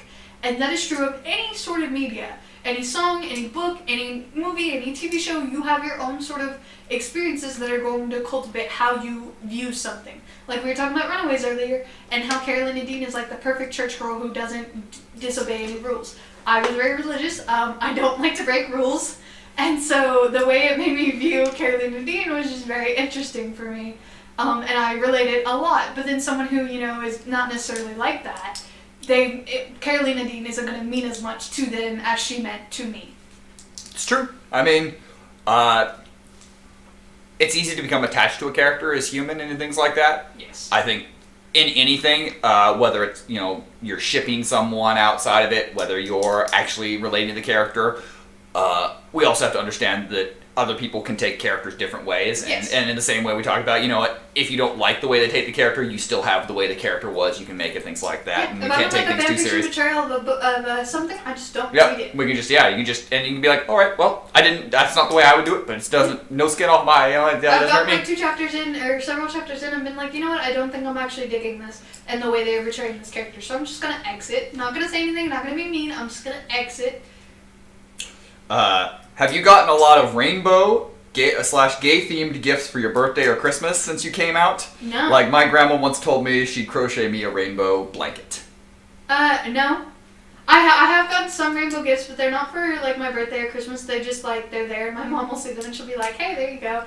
Like recently, I was away for the summer and I came home, and when I came home, my dad presented me with a Captain Marvel Build-A-Bear, and on it was a pin that got from Hot Topic, and it's a little rainbow heart, and it says "Love is Love," and it's so cute. And I've gotten a few other rainbow gifts, but they've not been for like my birthday or Christmas or anything.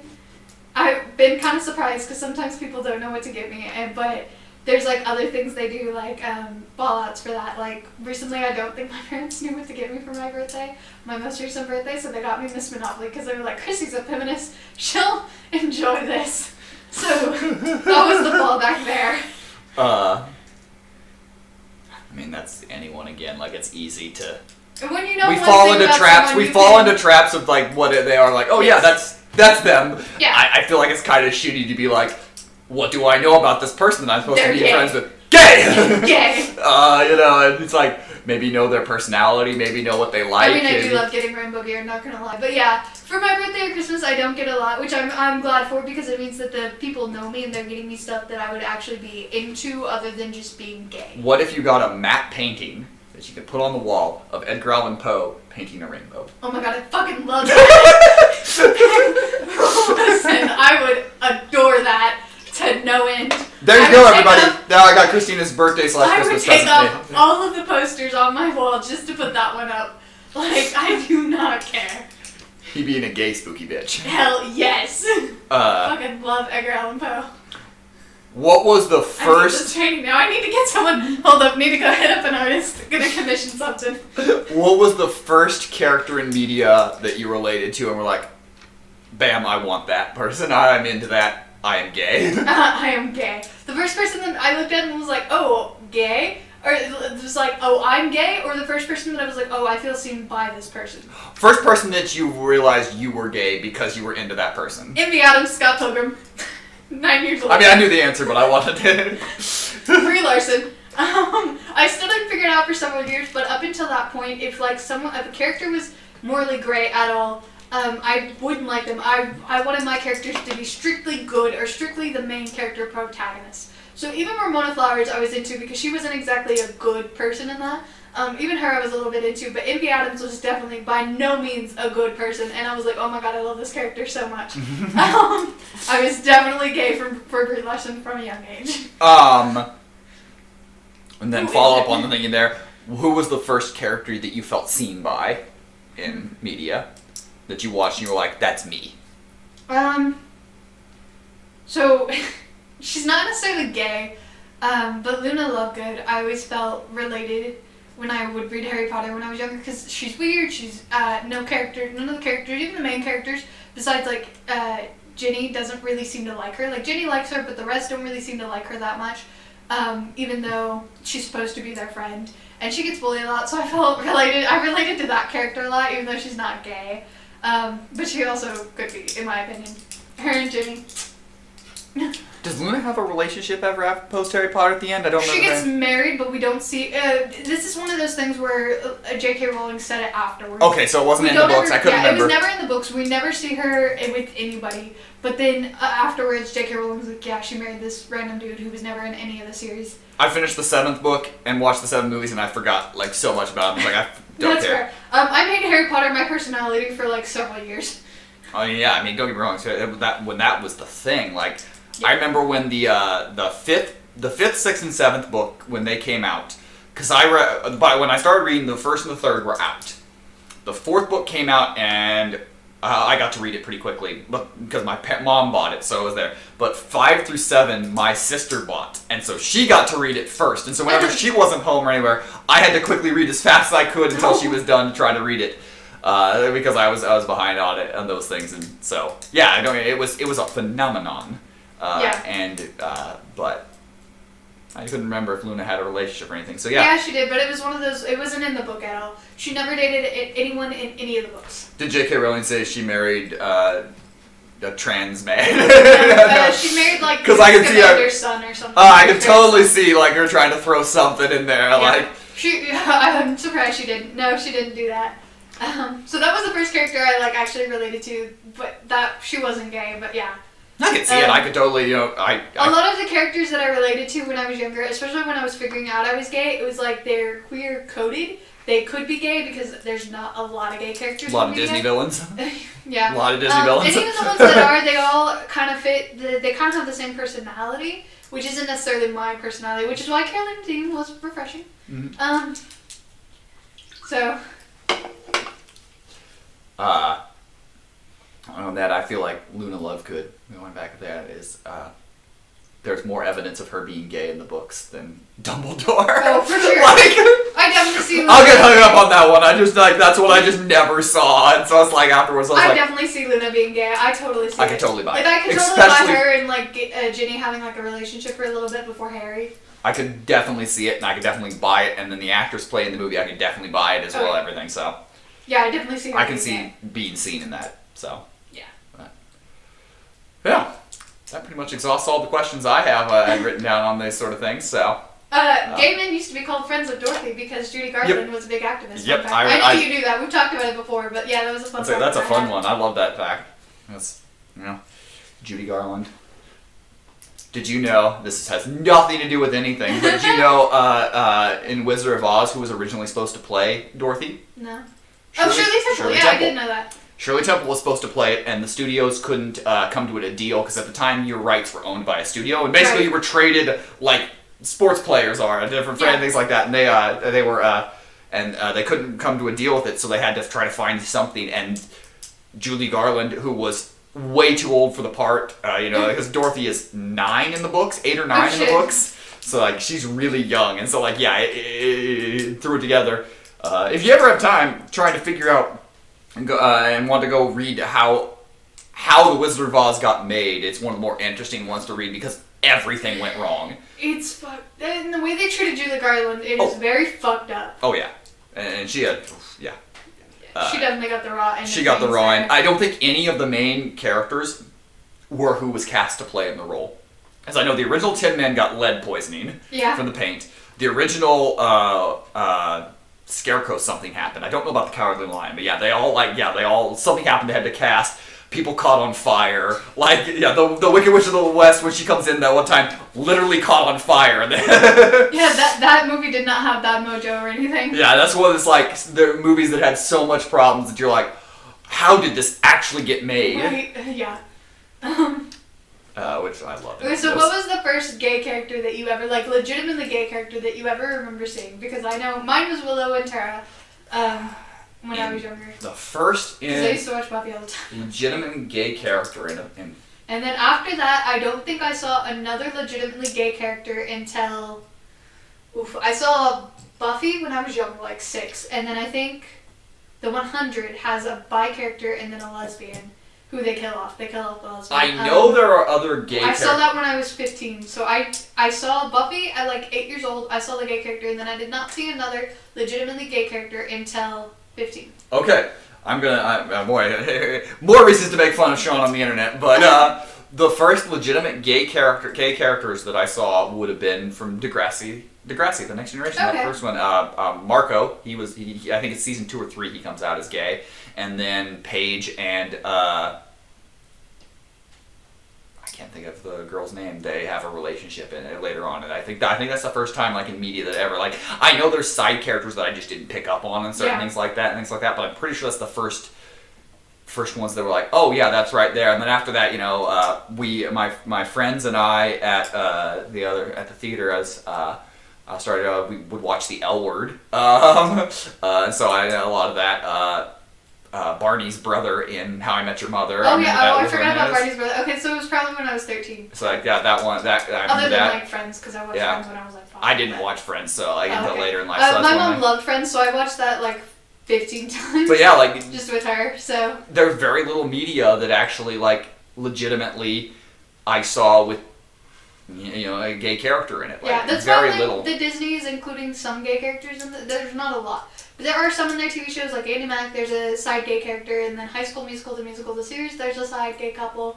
They get one episode where it even focuses on them. But it's still there, and I think when I was a kid that would have been nice to see. Mm-hmm. Because the only ones I saw were Friends, Karen and Susan, who were not treated well, and who were, in Ross's eye, the bad guy. And then Buffy, Willow, and Tara. And then Willow turns evil and Tara dies. So that's what I saw when I was a kid. Hashtag spoiler alert. Sorry. The show ended in 2008. I think we're fine. Well, I didn't realize it lasted that long. I was thinking it ended earlier 2007. No, it lasted for a good long while. I know it lasted a while, but I was thinking it was Let me see. 2004, 2005, but I could be way off. I didn't watch any of it. It ended that early. Let me Google. I want to know. Christina wanted to Google is I legitimately don't think I can remember a scene. 2003. I was wrong. Okay, so yeah, I was about right. I was I thought it was in the early 90s when it started. It came out in 1997, and it ended in 2003. I just know there was 8 seasons, so I was it went on longer than that, right? But I don't think there was. I legitimately remember a gay character in media until I was 16 or 17, and I said a lot of that was like I said, I'm pretty sure watching Degrassi was the first time I saw portrayed. I know there's stuff if I really thought I went through all my library oh yeah, there was a gay character in that, or oh there was that. Yeah. But probably. Legitimately actually one that is featured or something that I see that I can remember that is the first time. And that's fair. That's weird. And but it's also as I said the way I was centered around I didn't know gay people existed till I was 13 or 14. That's legitimately didn't know that was a thing till I was 13 or 14, at all. Maybe even older. I was probably 9. You were homeschooled though, weren't you? Homeschooled and things like that, but the first time I found out it was a thing was we had church nights that was and it was it was supposed to be the edgier church night thing. So you learned about difficult subjects, and that was one of the things. And I was that's a thing. My youth group focused on how you should not be gay quite a bit. And we focused on it more than drugs. We had a 1 week session about how you shouldn't do drugs. We had about a 3 week session about how you shouldn't watch porn or masturbate or do any of that. And this was for the older youth group, so this was for 6th grade through high school. So this wasn't the like little kid youth group. This was like the older that could handle these subjects. So we had like a 3-week session about how you shouldn't watch porn or masturbate or do any of that, and how even just looking at going into the underwear section in Walmart where there's pictures of models in underwear, that is porn, and even looking at that is very sinful. So guess who didn't like looking at lingerie stores when she was very young? Terrified of looking at porn and sinning. Christina, you had it rough. Because I know that you don't like to rebel. So like, at least me, where people are telling me not to do it, I'm like, phew, I'm gonna be this rebel. Ooh, I'm gonna go look at the underwear, you know? No, I wouldn't. I had to make my mom go and get it because I refused to look at the porn. I did not listen. And then we had like a 6-week session about how you should not be gay and how it is not okay to be gay. And then there was like a 2-week session about letting Jesus into your heart. We focused on not being gay more than like anything else, gonna be honest. Maybe, just maybe, a youth group should have focused more on Jesus. Just my thought process here. Maybe just, throwing that out there. But, I think we also had a 1-week section about prostitution, but I don't quite remember.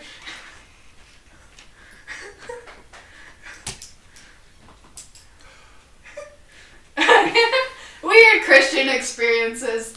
We could probably do a whole podcast on a lot of that, and maybe we will eventually. We really could.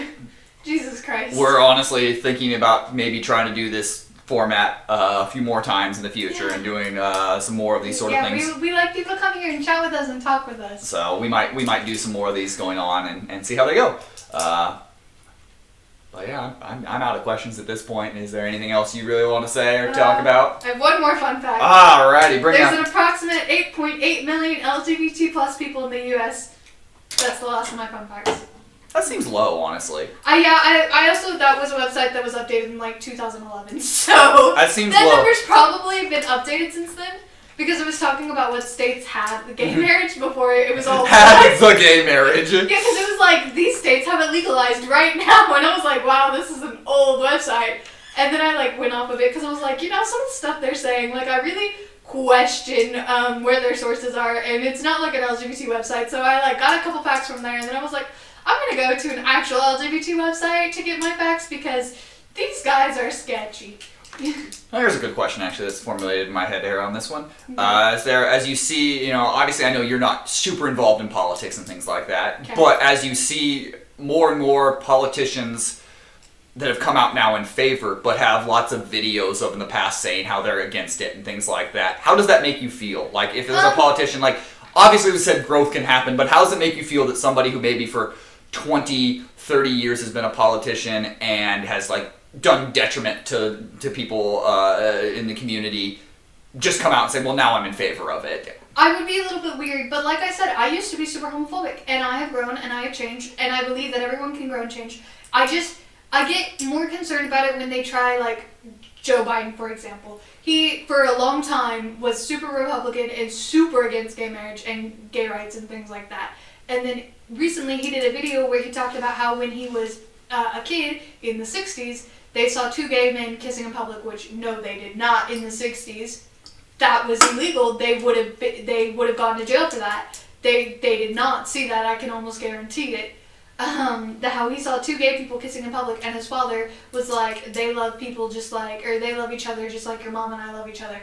But he was very Republican and very against gay marriage for a long time. Mm-hmm. And I think I would be more willing to trust him had he been like, yes, I was, but I have learned differently, and here is why I think what I think now, and here's what I've learned, and here are my experiences with the gay community that have led me to believe other than what I thought, and believe that what I had done in the past is wrong. So I think if they are willing to admit that yes, they learned and they grew, and how they learned and grew, and what the LGBT community now means to them, I'm more accepting of it. But whenever they just try and throw away their past or make up bullshit stories, I I'm a little bit weary either way, but when they do stuff like that, I'm definitely like, no, not down here. Not here for it. Because anybody can grow, anybody can learn from it. You know, I said you brought up Joe Biden on this. You know, I think as early as 2012, I think it was the last when in the vice presidential debate against Sarah Palin, where she said like, you know, obviously, you know, I'm against it. And he was like, yeah, we have no disagreement here. That's 8 years ago. Like, obviously, people can change. You know, people can grow and things like that. I just become leery of it. You know, that's one of those things. And obviously, nobody trusts politicians and things like that. And I become leery. And it's like you said, I think in any walk of life, just saying like, yeah, I was wrong.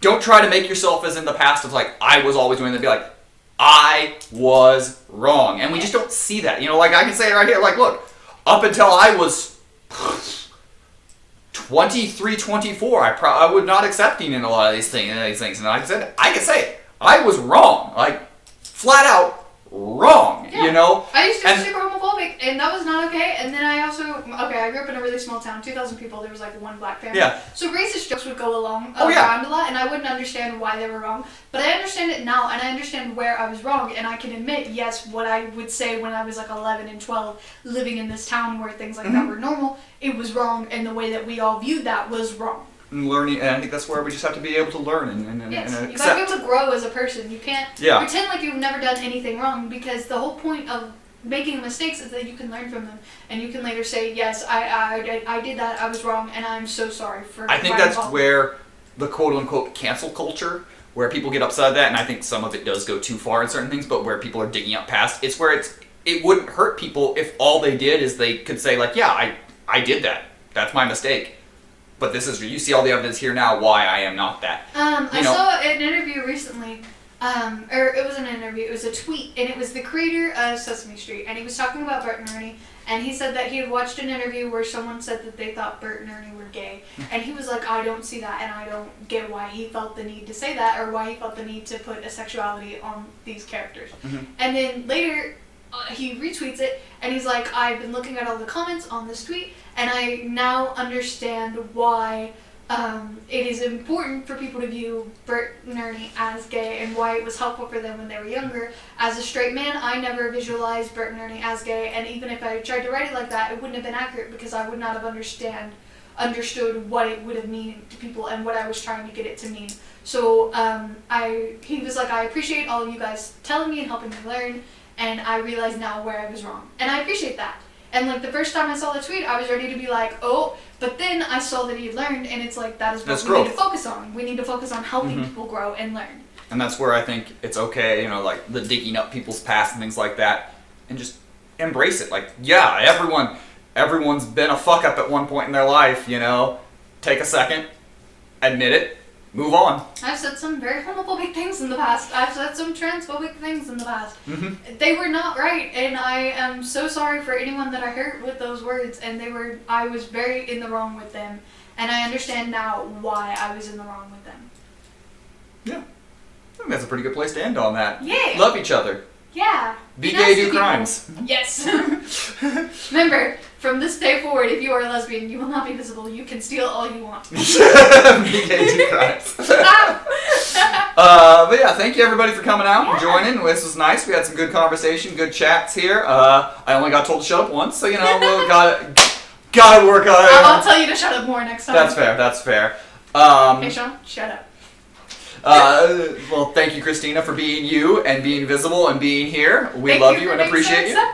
Where can they find you? You can find me at okayorwhatever on twitter.com. Okay spelled out. My name is Sabrina the Teenage Gay, which is accurate and lovely. Where can they find you, Nathaniel? You can find me at Darshan6311 on Twitter. I haven't decided if I'm going to put this all up on YouTube yet, but it'll still be here on Twitch in the highlight section, so you'll at least be able to see it there if you in that. And otherwise, I think I may put this up on YouTube, so you can revisit or you can check out our YouTube at LesBros Gaming, where we are playing Life is Strange, gay characters, and Final Fantasy, where I fall in love with every girl. Sounds good. Well, we'll be back later this week playing some games, and keep an eye on our Twitter for that. Yeah. LesBros Gaming. LesBros Gaming. And as always, you have one job: murder.